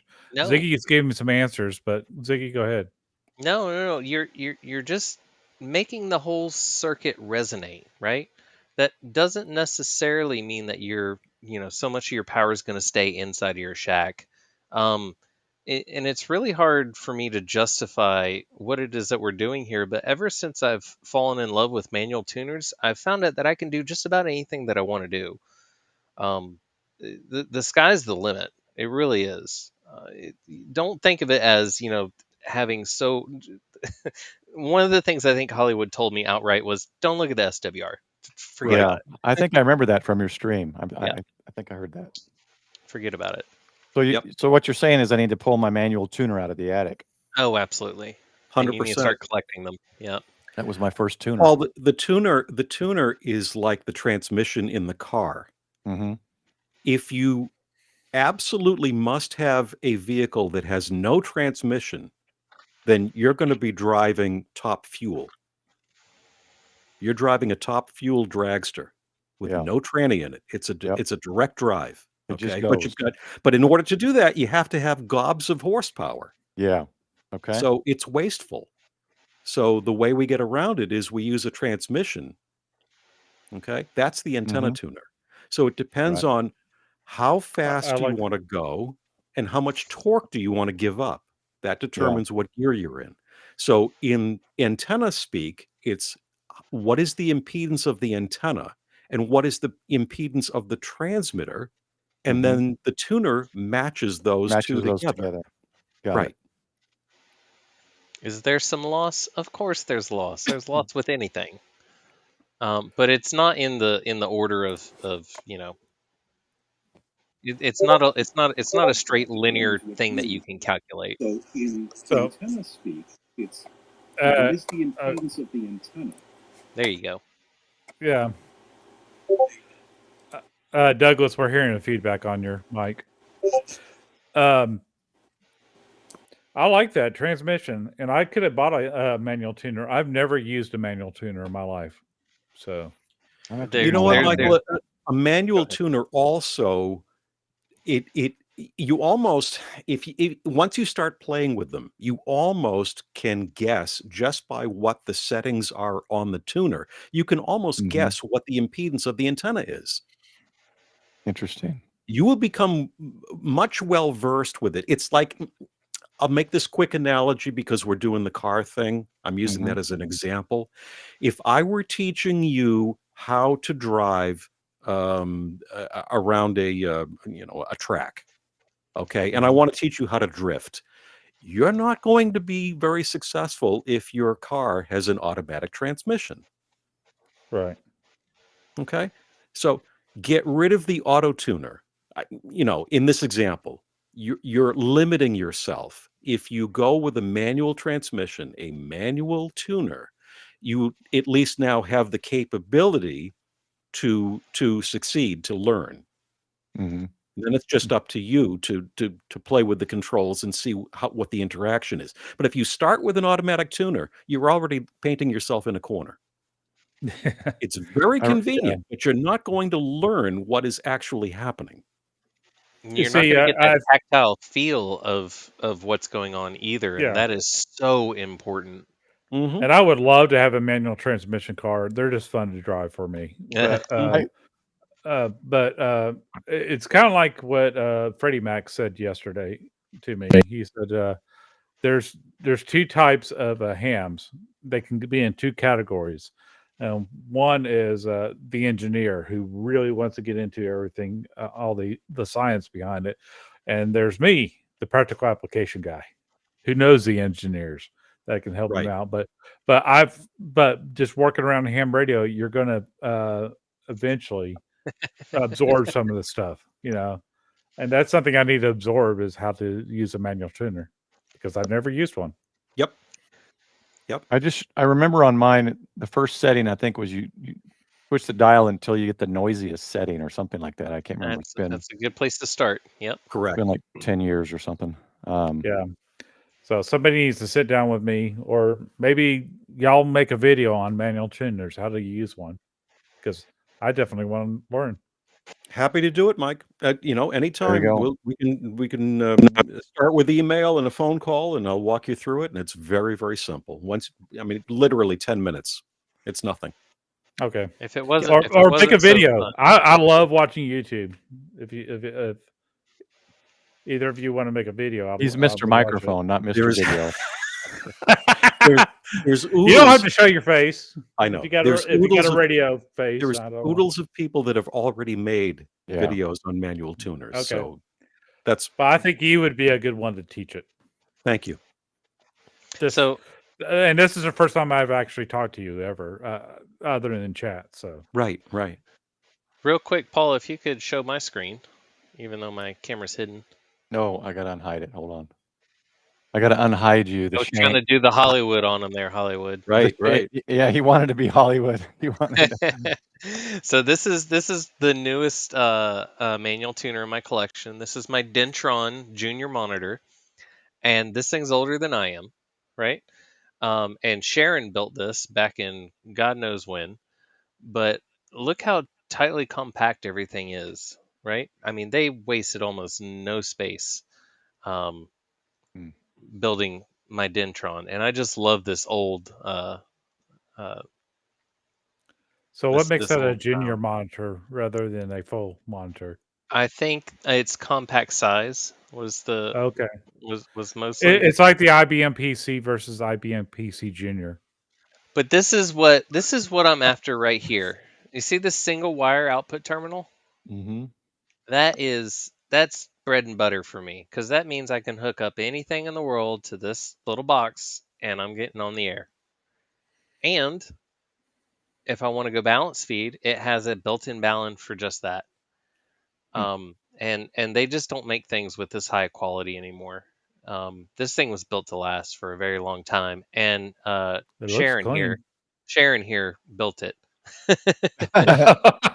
Number 36. Number Number 36. 36. That's right. Yeah. So here's Yeah, what's interesting is go back one before that where it shows the internals. Yeah. Or one more back. Sure. So in my mag loop, it's just one of those. Is that correct? Is it a similar type of Yeah. thing? Like the capacitor that you turn The or whatever? mag loop? No. We're going to give it a little bit of an impedance shift, right? Mm-hmm. We're going to do like a 4-to-1 or a 6-to-1, and what that's going to do is it's going to make the tuner's job a lot easier, right? We're going to take some of that inductive property off of the tuner's plate that it's got to match up. Yeah, we're gonna do that high current matching stuff out there, and then we'll do the final touch up inside the shack. Well, what I was saying was inside the box of my mag loop, there's the same type of device inside there you just turn it to tune it. Yes, it's just it's one of Okay, those then yes, inside. it's got an inboard tuner. Yes, I'm sorry. Like an inboard capacitance or capacitor or whatever. I thought we were talking about the theoretical one that we were talking about putting on your roof. Oh no, sorry. Yeah, I remember taking it off or opening it up and looking at it. I'm like, oh, it's cool. And I was kind of looking at the innards, and that's exactly what it looks like inside. Just one of those. Yeah. So it's got a dial. What's it called, Hollywood? An air gap Vernier. capacitor. I'm sorry. Vernier. You're talking about a vernier dial? A vernier dial capacitor. And it just turns those metal and kind of offsets them, and yeah, it's interesting. A vernier is a gearbox. Oh, the vernier is the gearbox. It's a 2 or 3 turn knob, meaning 2 or 3 turns on the actual knob that your fingers are touching creates 1 revolution of the shaft on the variable capacitor. Yeah, that's all vernier means. These capacitors specifically, how do we refer to them? I just call them air gap capacitors. Yeah, it's an air gap, right? Okay. So the dielectric between the 2 plates. So a capacitor is simply 2 conductive plates separated by something. The something could be air, it could be plastic, it could be glass, it could be ceramic. Okay. They come in all different types. This one uses air. There are 2 capacitors in here. There's one in the background and one in the foreground. And then there's a coil in the middle. And it's an air cored coil. There's no ferrite. It's just air. Okay. I could do probably 2 hours just on what those parts do and why they do them. Yeah. And we Easy. don't really have the time now, so I'm not going to go down that rabbit hole. But think of overly simplified. Think of a tuner as like a seesaw. You've got a fulcrum in the middle, and Mhm. you've got a heavy kid on one side, and you've got a really lightweight kid on the other side. And you can't change the kid's weight. You're not going to say to the skinny kid, "Hey, here's a box of potato chips. Go start chomping," to make it balance, right? Yeah. But you can move the fulcrum, Yeah. And and balance then it it will out. balance. And that's what this device is doing. And you're doing it by changing the capacitance on one is on the input, one capacitor is on the output, and there's a coil in the middle. And I'm overly simplifying it, but I just want you to see that it's a teeter-totter. That's all Yeah. we're doing. And it's absolute magic, and it will Yeah. completely unlock the world of radio Yep. for you. Yeah.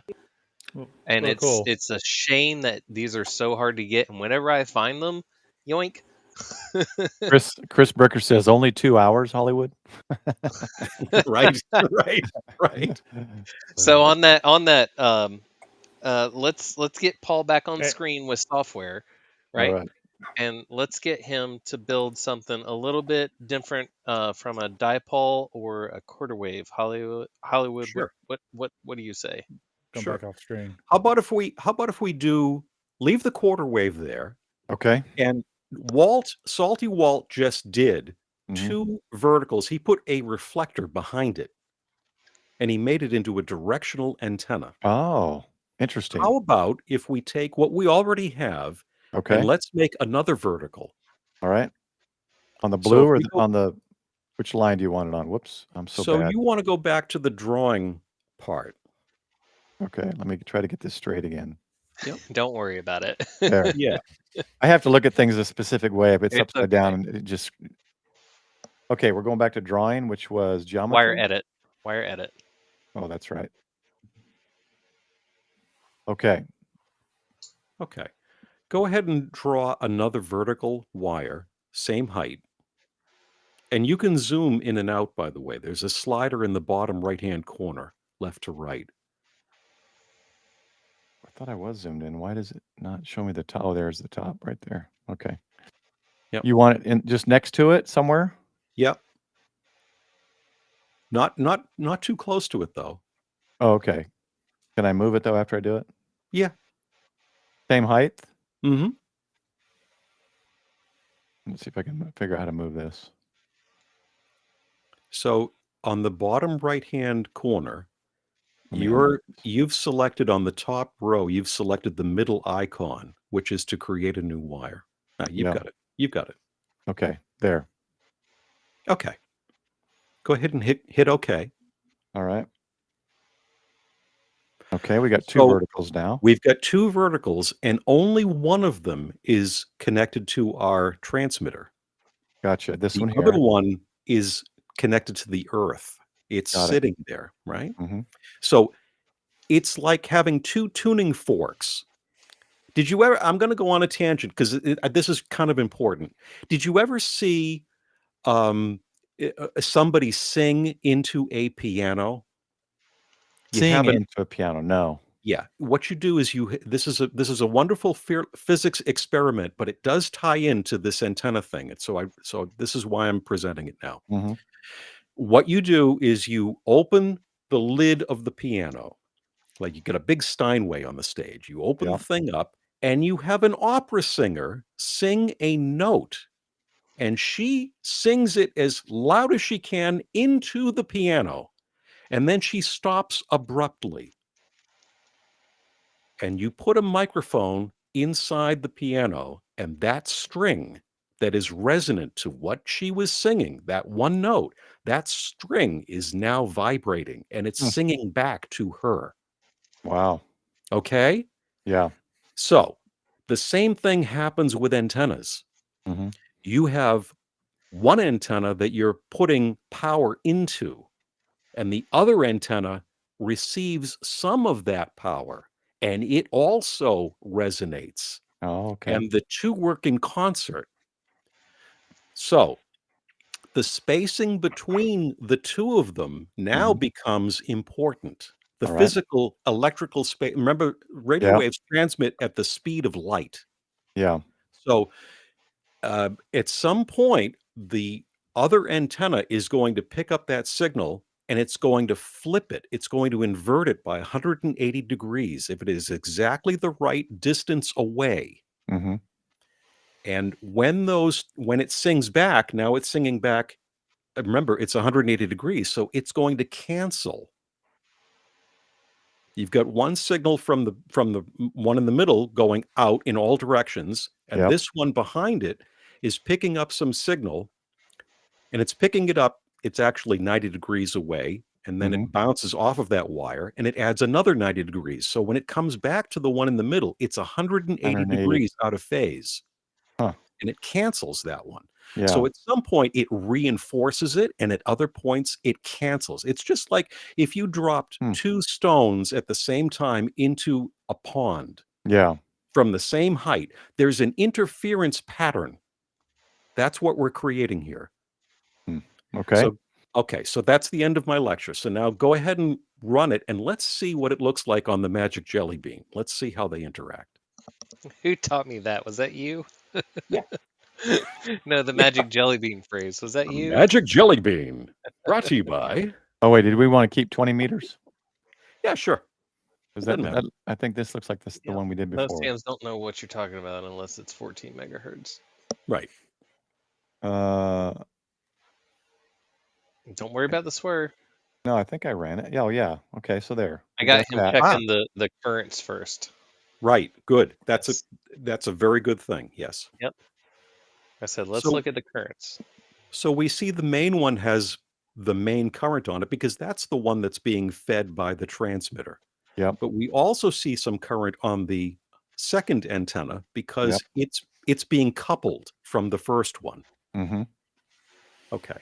And it may be that the spacing between them isn't correct. It may be that the length of them isn't correct. You want the reflector to be about 5% longer.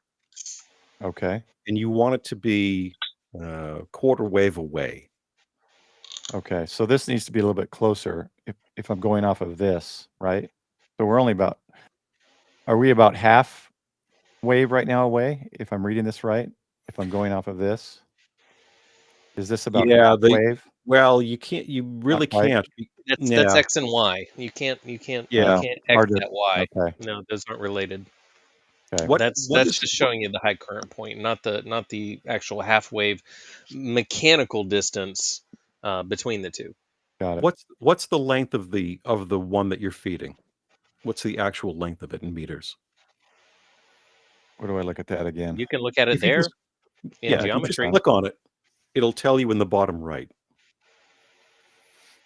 Yep. 7.5 meters. Is that right? Okay. If you're feeding it 20 meters, you want that to be a quarter of 20. You want it to be 5 meters tall. That's a quarter wave. Yeah. Change it real quick and wire edit. I think this one was. Oh yeah, that's 7. Yeah, they're both 7.5. So we want to change this one to 5. You want them both to be 5. Oh, both, because they're both 7.5 right now. Now I'll teach you something. 20. Right click on the red wire because that's the one selected. Go to its definition and just change the length. Right. Okay. And that would be here. We want 5. That looks grayed out to me. Or here, right here. Aha.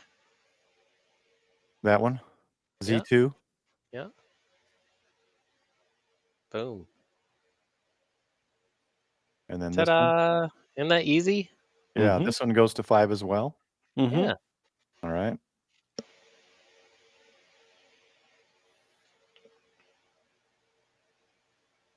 Okay.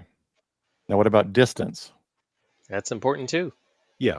So the distance you want also to be 5 meters between them. I don't know. You can eyeball it. If it's it's 2 big blocks tall. 2 blocks this way, 2 blocks this way. Yeah, you got it. Right. And we want it what? Quarter? It is. Oh, it's it the is. same. They're each a quarter tall, and they are now a quarter spaced. Oh, I got you. Okay.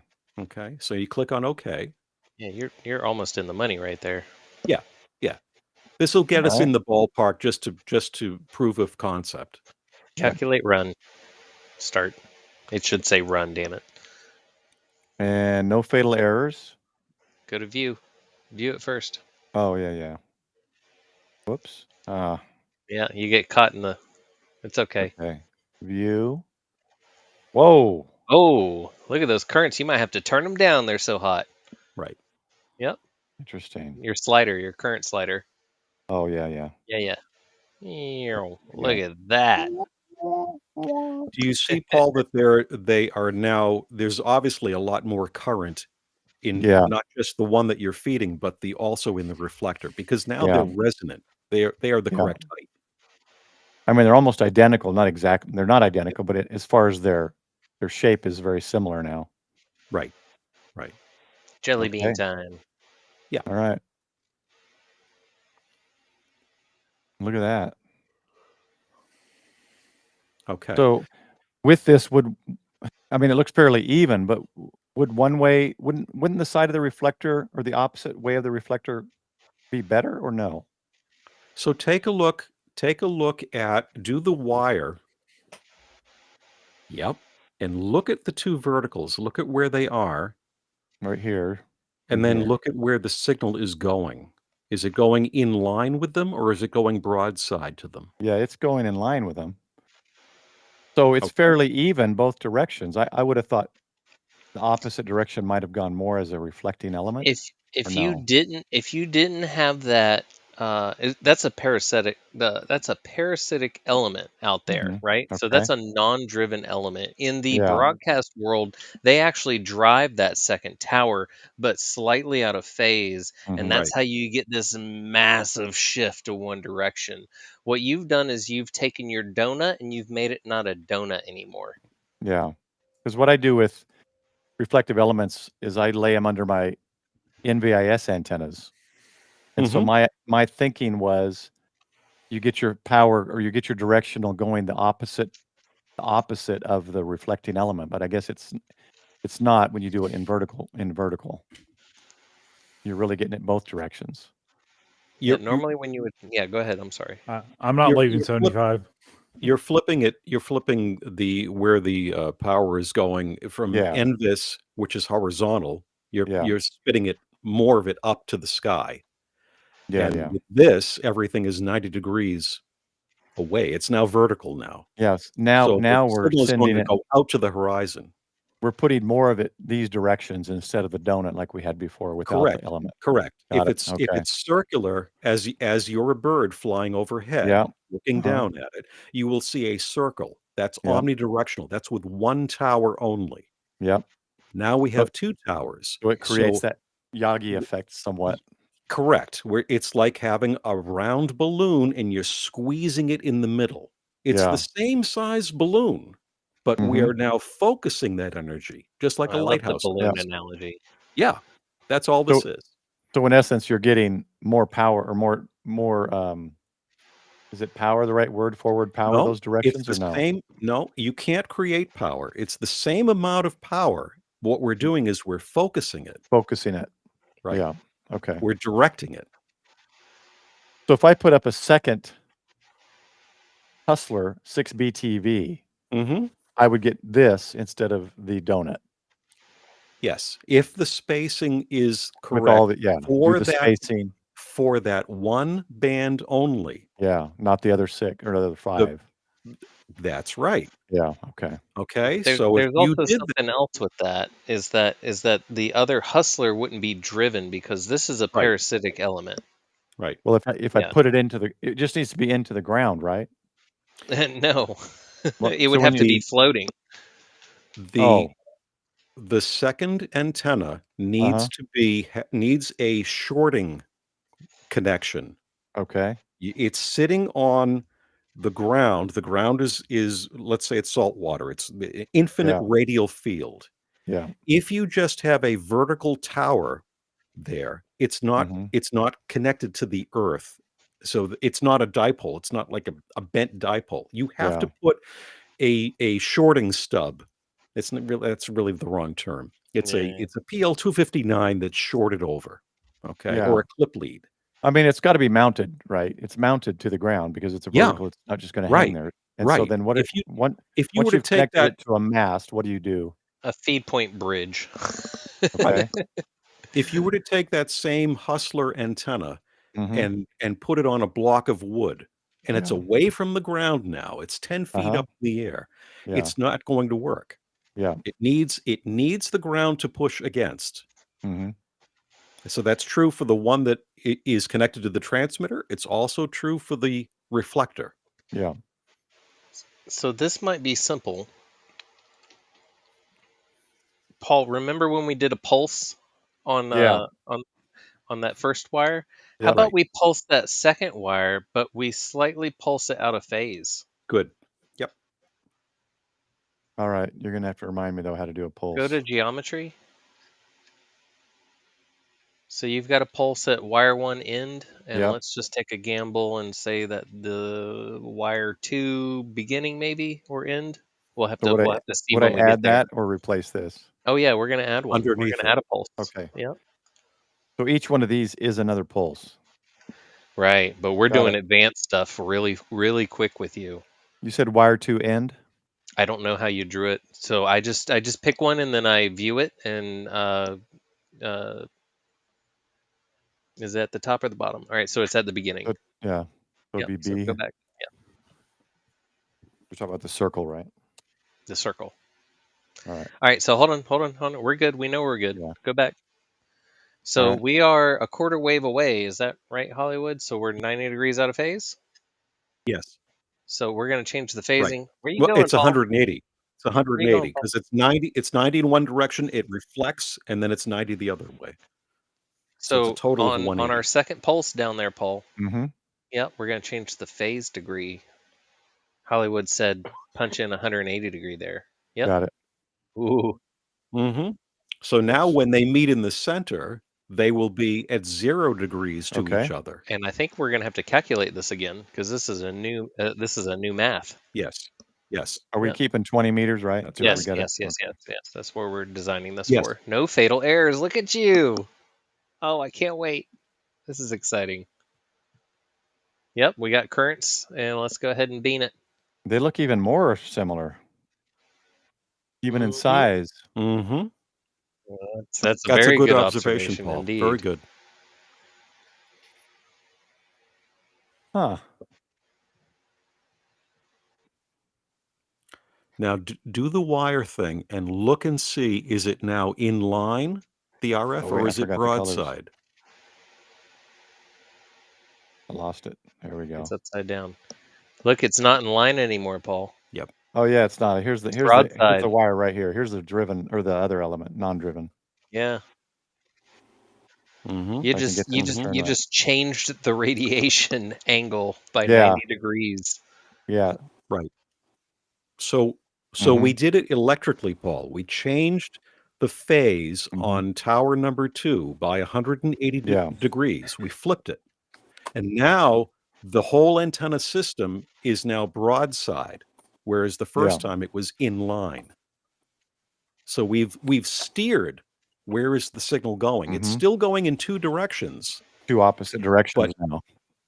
as an example, Yeah. it used to go north-south. Now it's going east-west, and we haven't physically moved Okay, any of the towers. so let's say we had it up like we had it before. What would we do physically to it to change Yep. it to do this? So we I don't so understand. previously we mean? had it up and it was going, let's say, north-south. What have we done Right. to make it go east-west? Oh, we've driven both elements. And so with how would I do RF. that? How would I do that? Oh, at- this is top level broadcast type stuff. Yeah. What we how would did, I- Paul, was we changed the phase only on tower number 2. Tower 1 is our reference. That's always at 0 phase. Okay. That's just a known. You don't Mhm. change tower 1. You Got it. change tower number 2. Originally, when the signal was going north and south, tower 2 was also being fed at 0 degrees. Gotcha. Okay. Now what we did was we changed the phase on tower 2 to 180 degrees. So it's as though it was upside down. It's inverted. Mm-hmm. Okay. So we're just changing the phase, the timing between them. So you can change. There are really 3 things that you can change when you start playing with more than one radiator, which is Mhm. what we're doing here. You can change the amount of power to each of the 2 towers, but we're not doing that here. We're Yeah. keeping them both the same power, but that's one of the things that you could change. Another thing that you can change is the physical distance between the towers. Mm-hmm. If you have a tape measure and you walk out there and you move one of the towers, okay? Mm-hmm. In broadcast world, we're not going to do that. It's a 400-foot tower. We're not going to move it, right? Yeah. But what we can do is we can change the delay of the signal that's going to tower number 2. And we use, it's called a phaser, and it Mhm. looks like an antenna tuner. It's a big giant box with capacitors and coils and stuff. And it does precisely that. It delays the Hmm. amount of signal going to number 2. And there are Yeah. cranks on it, just like on an antenna tuner. Interesting. Yeah. So we can Okay. steer the pattern. And keep your towers in place, and then just steer it the Right. direction you want it to go. That's right. Yep. Yep. So this is the Very very cool. tip of the iceberg. Yeah. Yeah. And you know, but it's just to get you to get the juices flowing. So you go, wow, you can steer it electrically. That's amazing, you know. Oh, Check Grouch. it out, Paul. Thanks, Grouch. Appreciate you, Grouch. 10 gifted subs. Can you mute that? We're gonna do this 10 times. I don't know. Let me look. Yeah. Maybe turn it 1, off on 2, 2. Yeah, 8 more to go, boys. You should have Thanks, seen. Grouch. Do you remember when Jordan broke the stream? Initially, Hollywood probably doesn't know this. Initially, the sound that I had was this guy's voice that said, "Oh yeah." Yeah, So I heard it. It was We were- pretty creepy. we were joking about it, and I said, "Well, at least nobody's doing 100. I can't imagine like 100 subs." And then Jordan, one of Why- my Razorbacks, But he why a guy's immediately. voice? At least Well, have a chick do it. But it wasn't. Even though it sounds somewhat that way, it wasn't meant that way. It was a gaming voice of, "Oh yeah," that kind of thing. But it came across different. And so the minute I said that, Jordan, he did 50 subs. He gifted 50 subs. So we had to Of sit there course and he listen did. to that guy say, "Oh yeah." So I changed it back to default. but I It shut the stream down. It was pretty funny. Yeah, it was funny. Let me do this. Maybe that'll get rid of it. Let's see if it gets rid of it audio wise too. Nope. Audio's Nope. still there. Okay, okay, that's me talking. Could have been worse. Yeah, I don't have an audio control for it. Hey, it's down. No, it's not. No, it's not. It's this right here. We've got to be more than halfway through. You know what it is? It's like the dunk tank. Let me see if there's a The know, dunk tank. The Yeah. dunk tank. If you give enough There of it these is. free memberships, you completely derail everybody on the stream. Yeah. Now I can. Okay, I changed audio control to OBS, and that should get rid of it. Oh my. See, that's There's another one that's funny. That would be a good one. Anyway, okay. Thanks, Paul. You're awesome, man. Thank you for the support. And congrats to everybody who got a sub. Thanks to the Grouch. Check out his channel, the Grouch in New Hampshire. So since we threw Paul all the way to top level broadcasting, Right. phasing type stuff, and we started the stream, and I made him do a dipole, and then I believe we did an infed.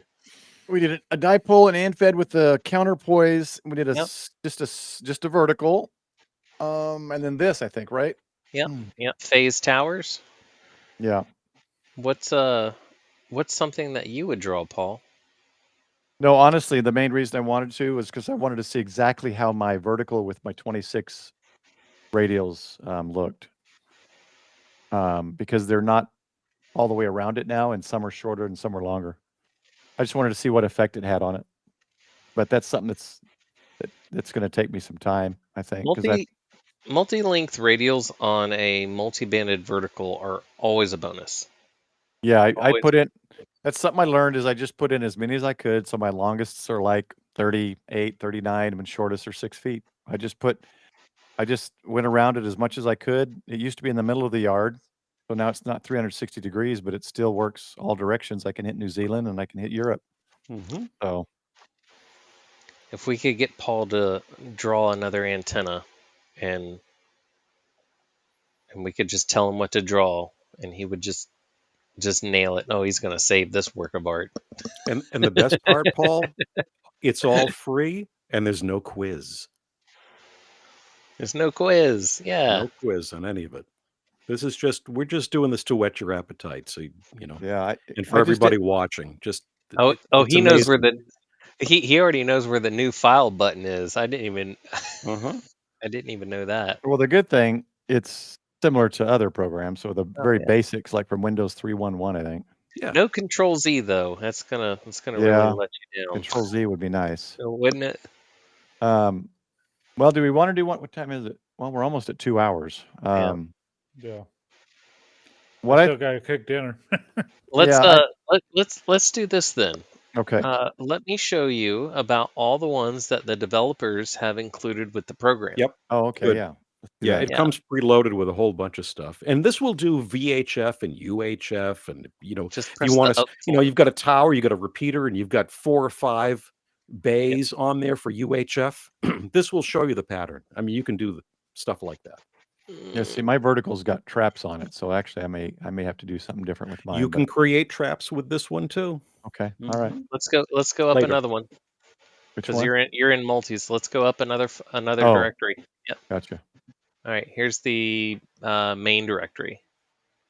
Yep. One more?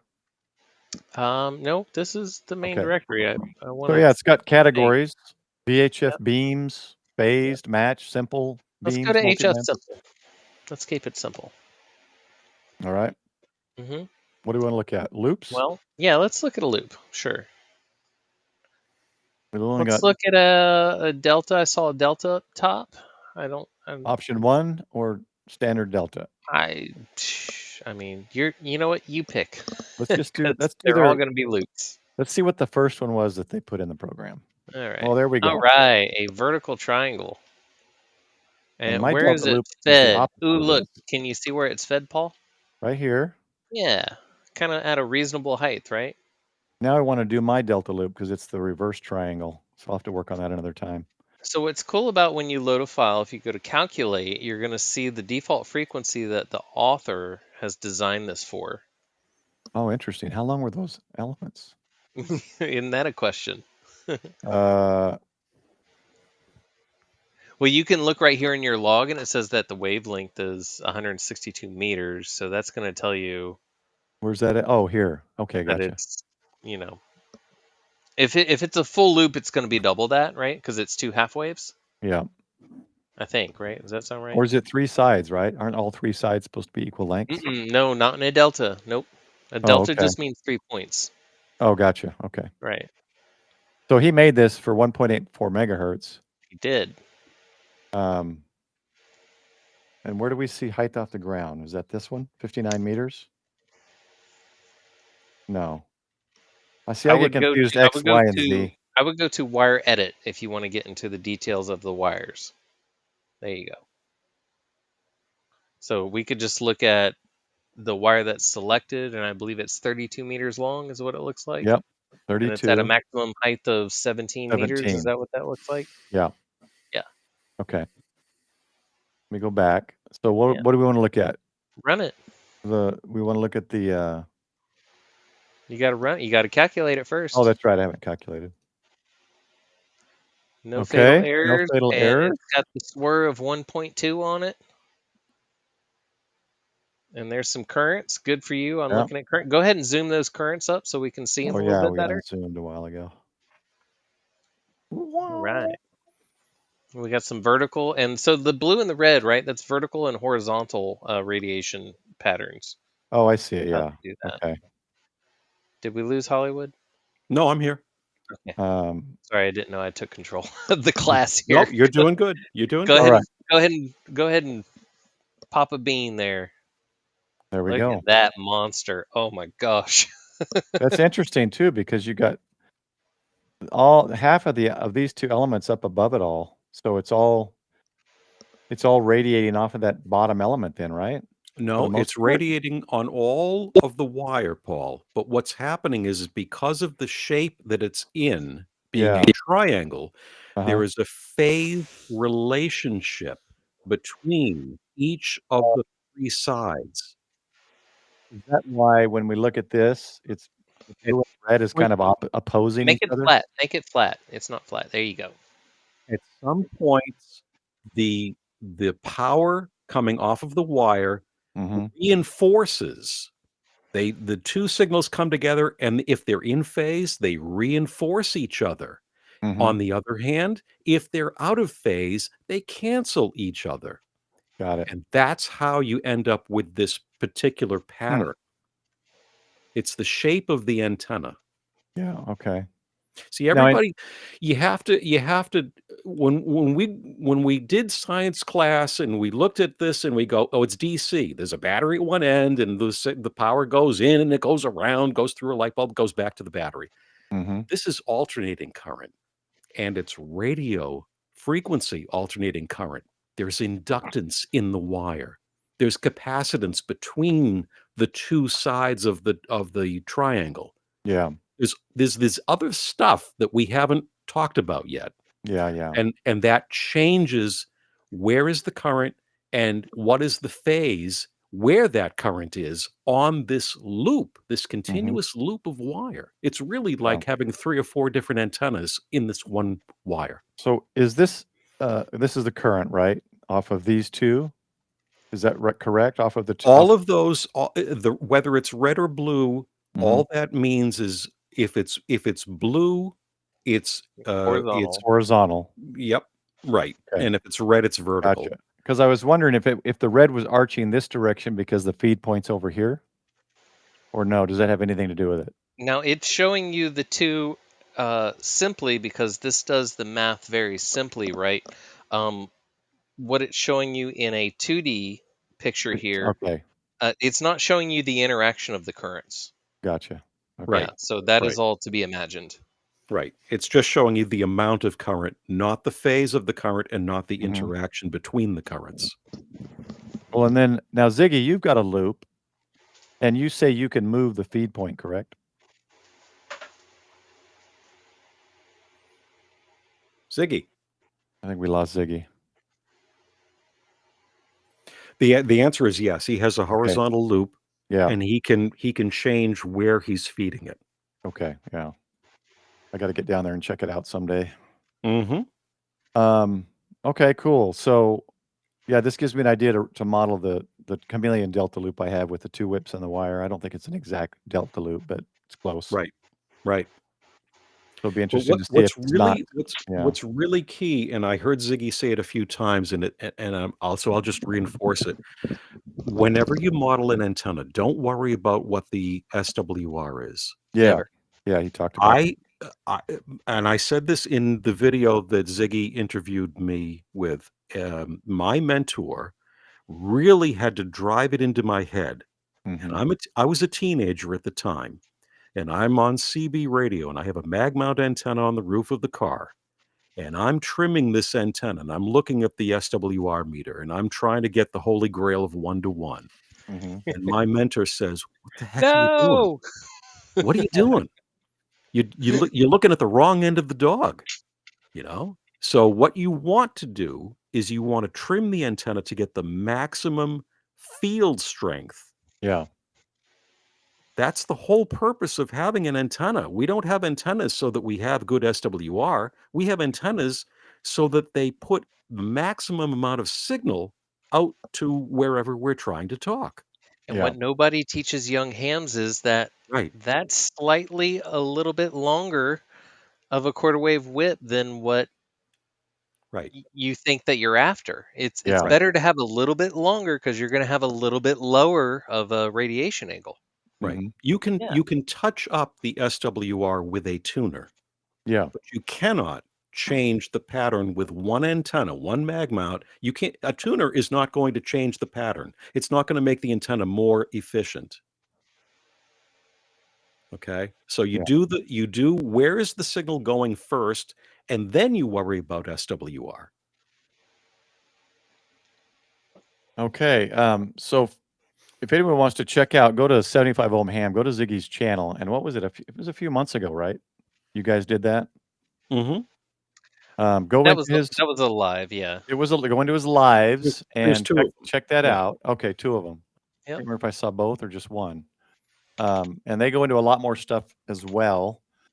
What's the craziest one that they have here that we can look at? The curtain.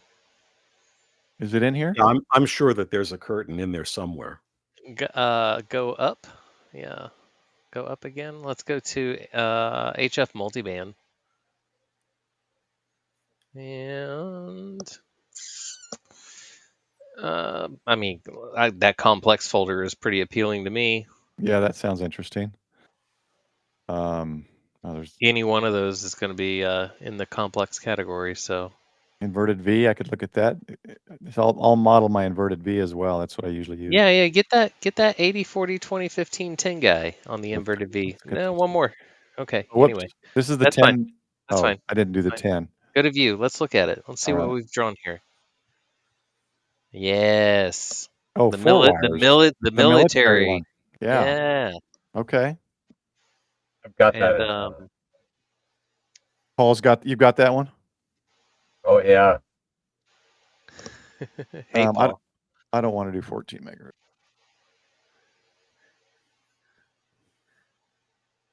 That a boy. 7.2. Okay, so no errors. The tuning frequency. Yeah. That's the tuning. Oh wow, look at that. Look at that. Yeah. Let's go ahead and let's look at it in 3D. So you can see that one dipole is resonant and the other one is not. Yeah. It's not participating, right? Mm-hmm. Yep. It's over the entire. Yeah, that's interesting. One's doing all the heavy lifting, and the other is a little bit Yeah. resonant, but not so much. Yeah, the And red one's doing all the current, Paul. I don't know. I don't know if this was clear enough, but it doesn't matter the length of your wire. You're always going to fall to 0 at the tip. Yeah. Or you're going to maximum voltage 0 current at the tip of your wire. Now, if I change this to 80, this should change, correct? Yeah, but Because you ran don't it these on a ant- frequency that it was listed at, right? Yeah, 20. So Yeah. go ahead and look at it in 3D because you ran it on 20. Yeah. No, Yep. no, I ran it on 40 meters. I It changed it to said 40 as well. So it's a good 40. It's a great 40 performer, Yeah. actually. Right. Yeah, that's a pretty awesome low angle for 40 meters. Normally, it's like actually pretty hard to get 40 meters to go, Mhm. that way. So what I was wondering was, because these antenna, I'm assuming these 2 lengths are longer and these 2 are shorter. Isn't that what normally that military 90 degree separated 2 dipole thing does? Got basically 2 It dipoles looked put that way, together. didn't it? Yeah. So if I change this to 80, wouldn't the I always thought that it used it like the radio or whatever selects the antennas that are most resonant for the band you're using. Make your hypothesis, Yeah. It's and one then tab away. and then run it and see if you're correct. Right. Oh yeah, no, that's important too, right? You have to start gambling against the software before you click the run button because you have to. So right now you're And saying of that course, everything is going to be different in the real world. well, yeah. Yeah, we have a question.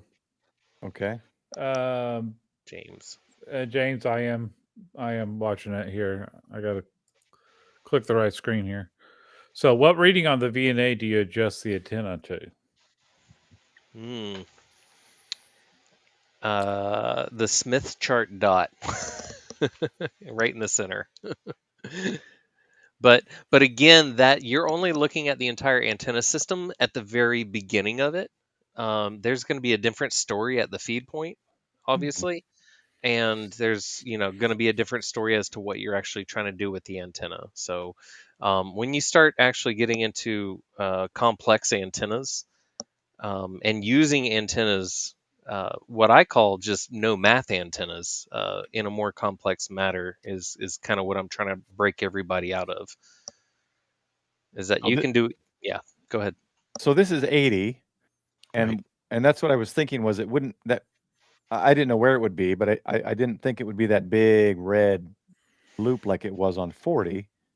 So does this mean that it's using the elements more The longer more elements, efficiently? yeah.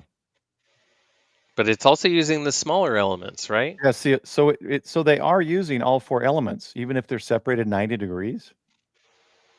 Yeah, that doesn't have much to do with it. Is that only RF, for not interfering with each other? I mean, they're going to interfere with each other after they radiate off of the wire, right? Because we've done military style double dipoles, and that as long as they're 90 degrees from the other wire, they're not you're supposed to be able to use 2 different frequencies that they're cut for and not interfere with each other. So MMANA-GAL, the name comes from the calculation method that we get all of this rough data from, and this is very rough data, right? Yeah. And it has to do with, help me out, Hollywood. It's Yep. the moment in what's it called? Something The about the moment that I said eureka. method of moments, Yes. The moment I said eureka. Method of moments. right? Okay. So this one on 80 meters would be an effective NVIS antenna, correct? Yes. Oh yeah. But Yeah. not on 40 meters. The white on the top of the jelly bean signifies Yeah. that's where all of the RF is going, straight up. Yeah. Okay. Absolutely. And 2 Nothing's being users on the wasted to the same earth. antenna are always going to interfere in some fashion. In some way. So that's a question, Paul, because you've probably utilized, I'm assuming, you've used your military style dual dipole? Have you used it on 40 or? Yeah, absolutely. And are you getting? Go ahead. It's a fantastic antenna. But like even with bandpass filters, and 2 users running different modes, you're still going to run into some semblance of interference. I want to try something. It didn't say it was for 60 meters. I just want to try something.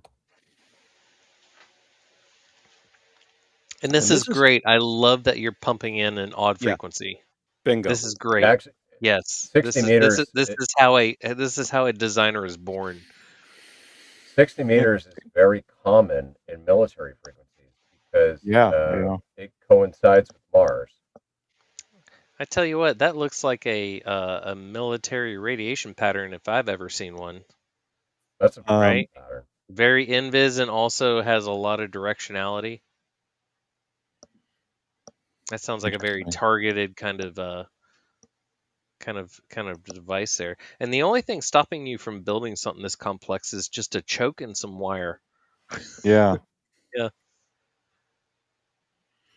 Because you've got a bit of a takeoff. I mean, you got basically the 2 main directions, but you got distance and it's it's kind of a good highly range. directional. It's still highly directional. Yeah. And directional. Yeah. Yep. That's it's a beautiful antenna on that frequency, believe it or not. Yeah, I do 60 and 40. It's actually just lower than 40 in the ham band, but military wise, like just below 40, kind of in the 407 range, and 60 meters. That's 100%. That's where the military likes to be. Yeah, so there's your 40 meters with that one.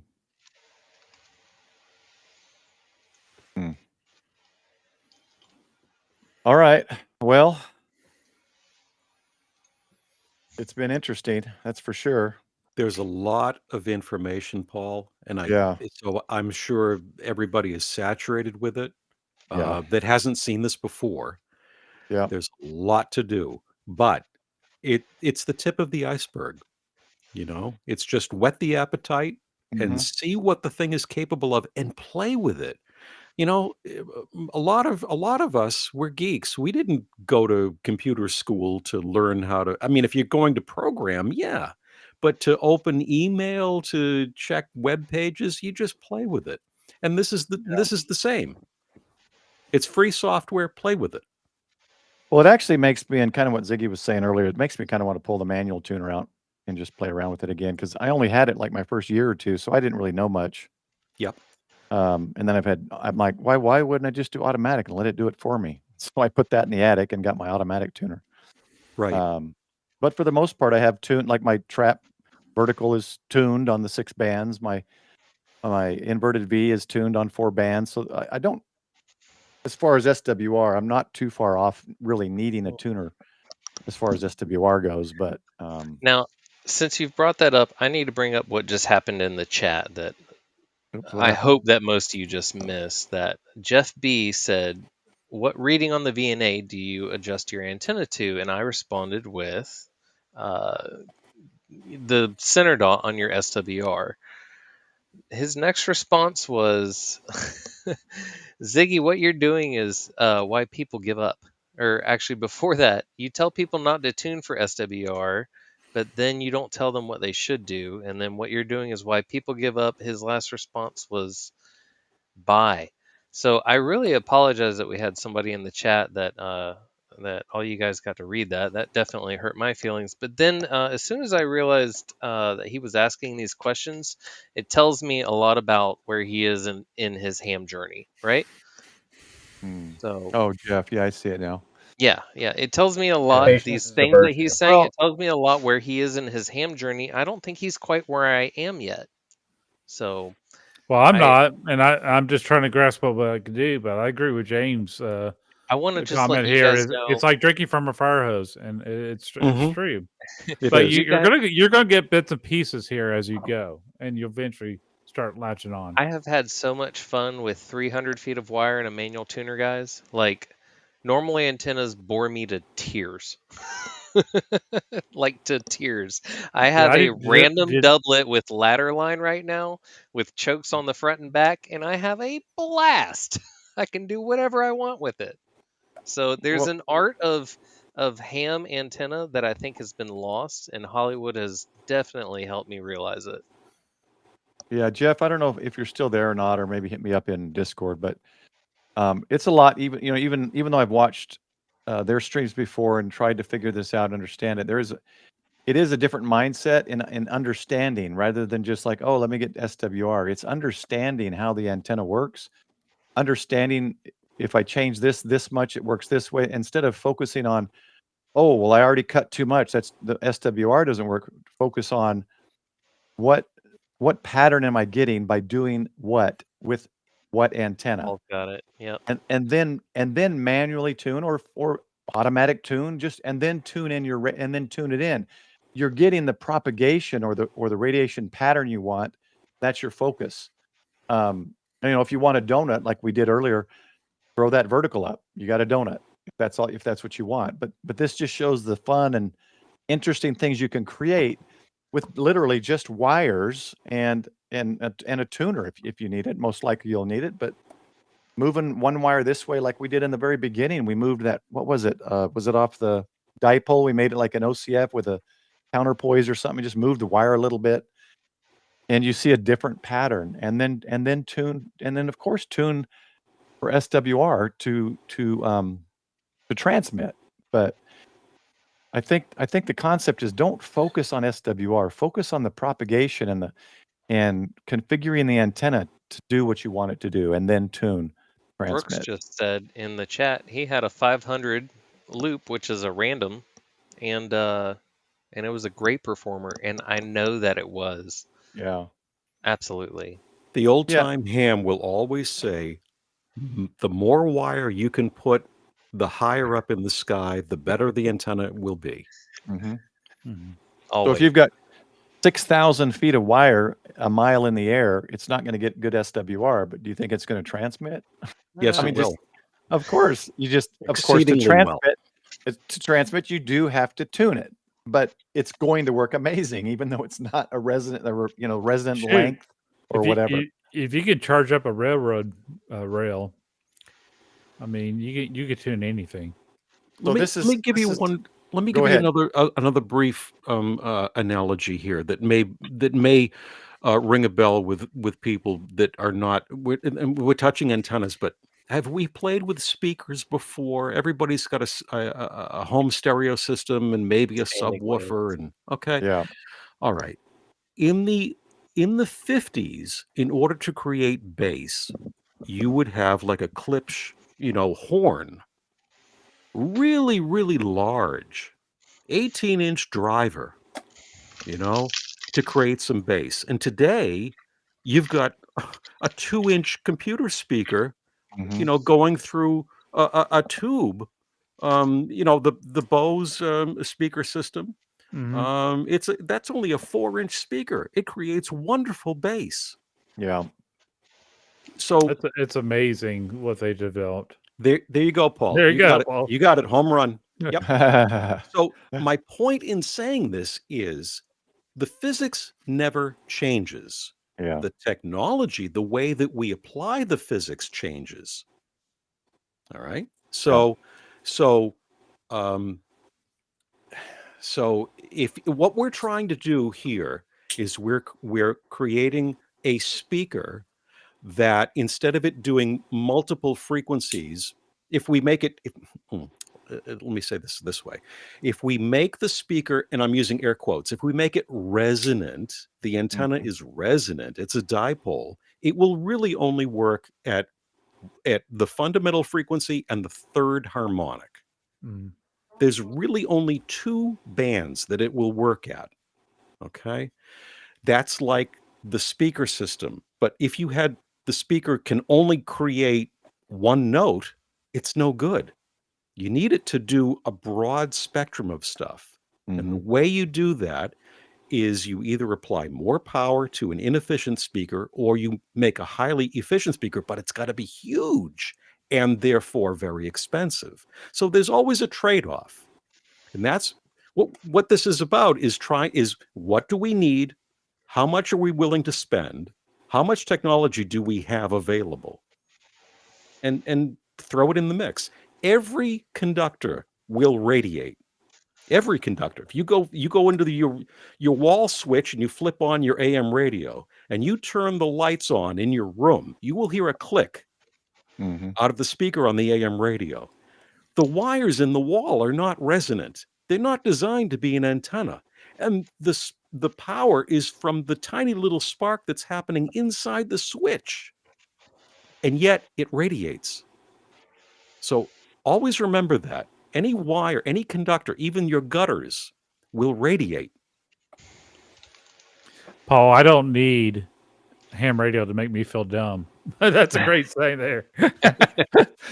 My favorite saying is saying that a ham radio makes me feel dumb every day, and that's okay. There's always something to learn. And that's why I love this hobby, because I'm always learning. It's fun. It's got on the back of his shirt. Oh yes, that's Yeah. Wait. Back up. I want to look at you. I saw it. We saw it. Yeah. Oh man. Got the dog hair. Oh, I love it. Is that a pupperdew? You know it. Got the pupperdew love on him. This is your pattern for 4.070, Paul.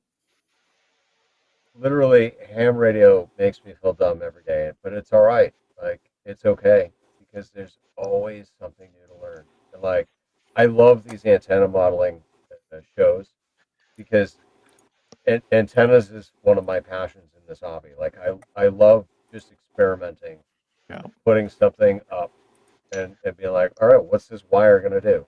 And what's this length going to do? And just trying to see what it'll do. Yeah, I think that's more fun than. Yeah, it is. I mean, radio's a radio, but right. You can change This antennas. is kind of like the last frontier. Yeah. For ham radio, there's designing software. That's a whole nother thing. But this is something that the average person can do. You get a piece of wire and you put some power into it and you see what it does. Yeah. Well, even a dumb grunt like me. Well, the problem with a lot of hams is they get analysis by Right. paralysis or the way around, and just get it up in the air, play with it.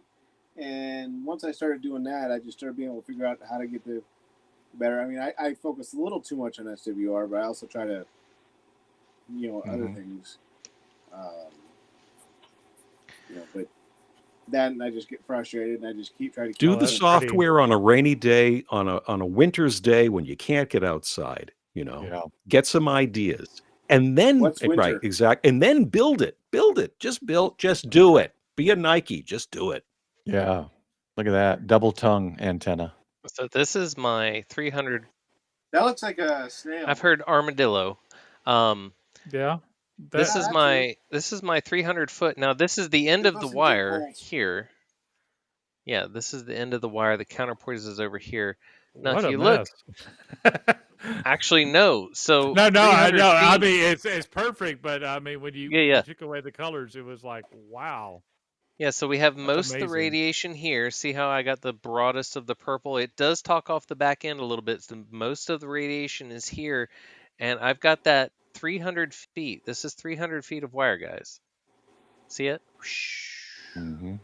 And I actually had a little bit of elevation, but I pointed this. I found out where you was at 50 degrees. I pointed it over there. I made a contact. I turned off the radio and walked away over there into Europe. I was like, boom. And I did that because I did this first. That's very cool. That's awesome. Well, this has been cool, and now I feel at least comfortable to start. Now that I understand the basic concepts, and that's that's all I was really hoping to get. I'm And gonna that's have the to goal, just to feel a little more comfortable. That's it. Yeah. I'm Hollywood, gonna have thank to you for rewatch jumping this in. video, but there's a lot to take in here. But Well, I yeah. do want to learn how to do this. Check This the is two great. on Ziggy's. I don't know, a few months back. Check his lives. There's 2 on there that they go into a lot more stuff. And then just download it and play with it. And let me tell you how cool your friends are going to think you are when they start talking to you like, hey, so what if I did this and this like this? And I go, well, let's model it. And we do. And I go, well, let's model the rest of your trailer that, you're connecting this antenna to. And then I model the frame, and then we find out that the antenna is actually firing in the opposite direction. Right, because it's using the frame of the trailer as a counterpoise, and then all your RF is suddenly trying to battle through your house as it were. So yeah, this can really help, guys. It's real easy. It's not beyond if you've passed a ham ticket, you can handle MMANA-GAL. And How thanks high for is the that idea. wire? Ziggy? Yeah.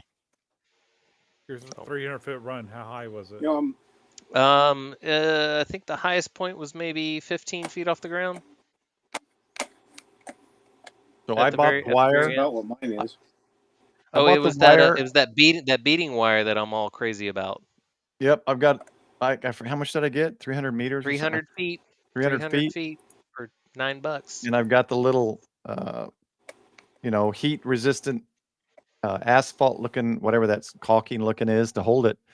And someday I will put it together. I was just thinking though, I got to get a new roof shingles put on and stuff. So I'm going to wait till after that's done. I mean, So it's like a this isn't going to be a one and done. I would just go ahead and do it now, and that way you can redo it better the next time. If I had time to play with it, but yeah. Anyway, yeah, I got the supplies. Eventually, I'll do it. My advice: quit your job and play with antennas. I just need about 50,000 more subscribers and 600 members a month. So anyway, I got a little bit of time to go before I can step out of the working world. But thank you, Ziggy, for coming on, and Hollywood for jumping in and surprising us all. You're welcome. It was a blast. I enjoyed it. Yeah, anytime Hollywood is involved in any stream or anything, it's always a pleasure and fun and learning experience. So I appreciate all your knowledge that you share with everybody willingly, freely, and graciously. So it's always fun, Hollywood. Thank you. You bet. And maybe sometime we can get everybody on a manual tuner. We'll have a manual tuner live stream, multi-stream or something. We'll have a party. I will get mine out tomorrow if I'm not working. So, again, thanks for the gifted subs, guys. You guys are awesome. Paul, thanks for joining too. You guys know you're always welcome to join. Check out his channel, The Grouch in New Hampshire. Douglas joining us again. Check his channel out. I think he's got his new shelves built. Hopefully he's got a video out on that. I'm not sure. Yeah, I put that out last week. Oh, it was last week. Okay. Michael's Getting Out in Life puts a video out every Sunday, Central Time, 5 p.m. Ziggy, check his channel out, the 75 Ohm Ham. He has some of the most interesting videos and a lot of stuff that you may not have even thought about. So check it out. I also make And these chokes, oh guys. yeah, If you're Choke on a stick. interested. Choke on a stick. yeah, choke on a stick. And so they now What a come title. with the What a title. they now come with the I Oh, used to the do male barrel. Okay. I used to do male female. I now Mhm. do male male. And everybody now gets a barrel. So that way Okay. I don't have to do all these custom builds anymore. Do you know I always forget the website where people can get them. Is it the coffee? It's on Tio's website, Is but that temporarily offline? it's on Tio's website, yeah. But Awesome. you can email me directly at ziggybuilds@gmail. Yeah, just hit up Ziggy. Yeah, pick one of those up. Or He's the been whisper. inundated. I I hit the remember wrong button. his little post inundated with orders, which is a good thing. So Swamped. I'm gonna check get it one out. on Halloween. Oh yeah. He's gonna go personally come collect his choke. Oh, nice. Awesome. Yeah. It's pretty good. Well, thanks everybody. Again, all the supporters here, Razorbacks, Hogs, Piglets. If you've been a Razorback or Hog for the allotted amount of time and I haven't gotten your shirt, please contact me. I'll get your shirt with your call sign and the logos on it. Piglets. Full screen that shit. Yeah, I could full screen it, shouldn't I? Yeah, Pretty sorry. great. I could run it faster. Oh, Here we go. Stay classy. We could do that. classy. All right. Thanks, everybody. Say goodbye. We're ending Thanks, the Paul. stream. Thanks, 73. Hollywood. All right. 73, everybody. Bye, y'all. 77.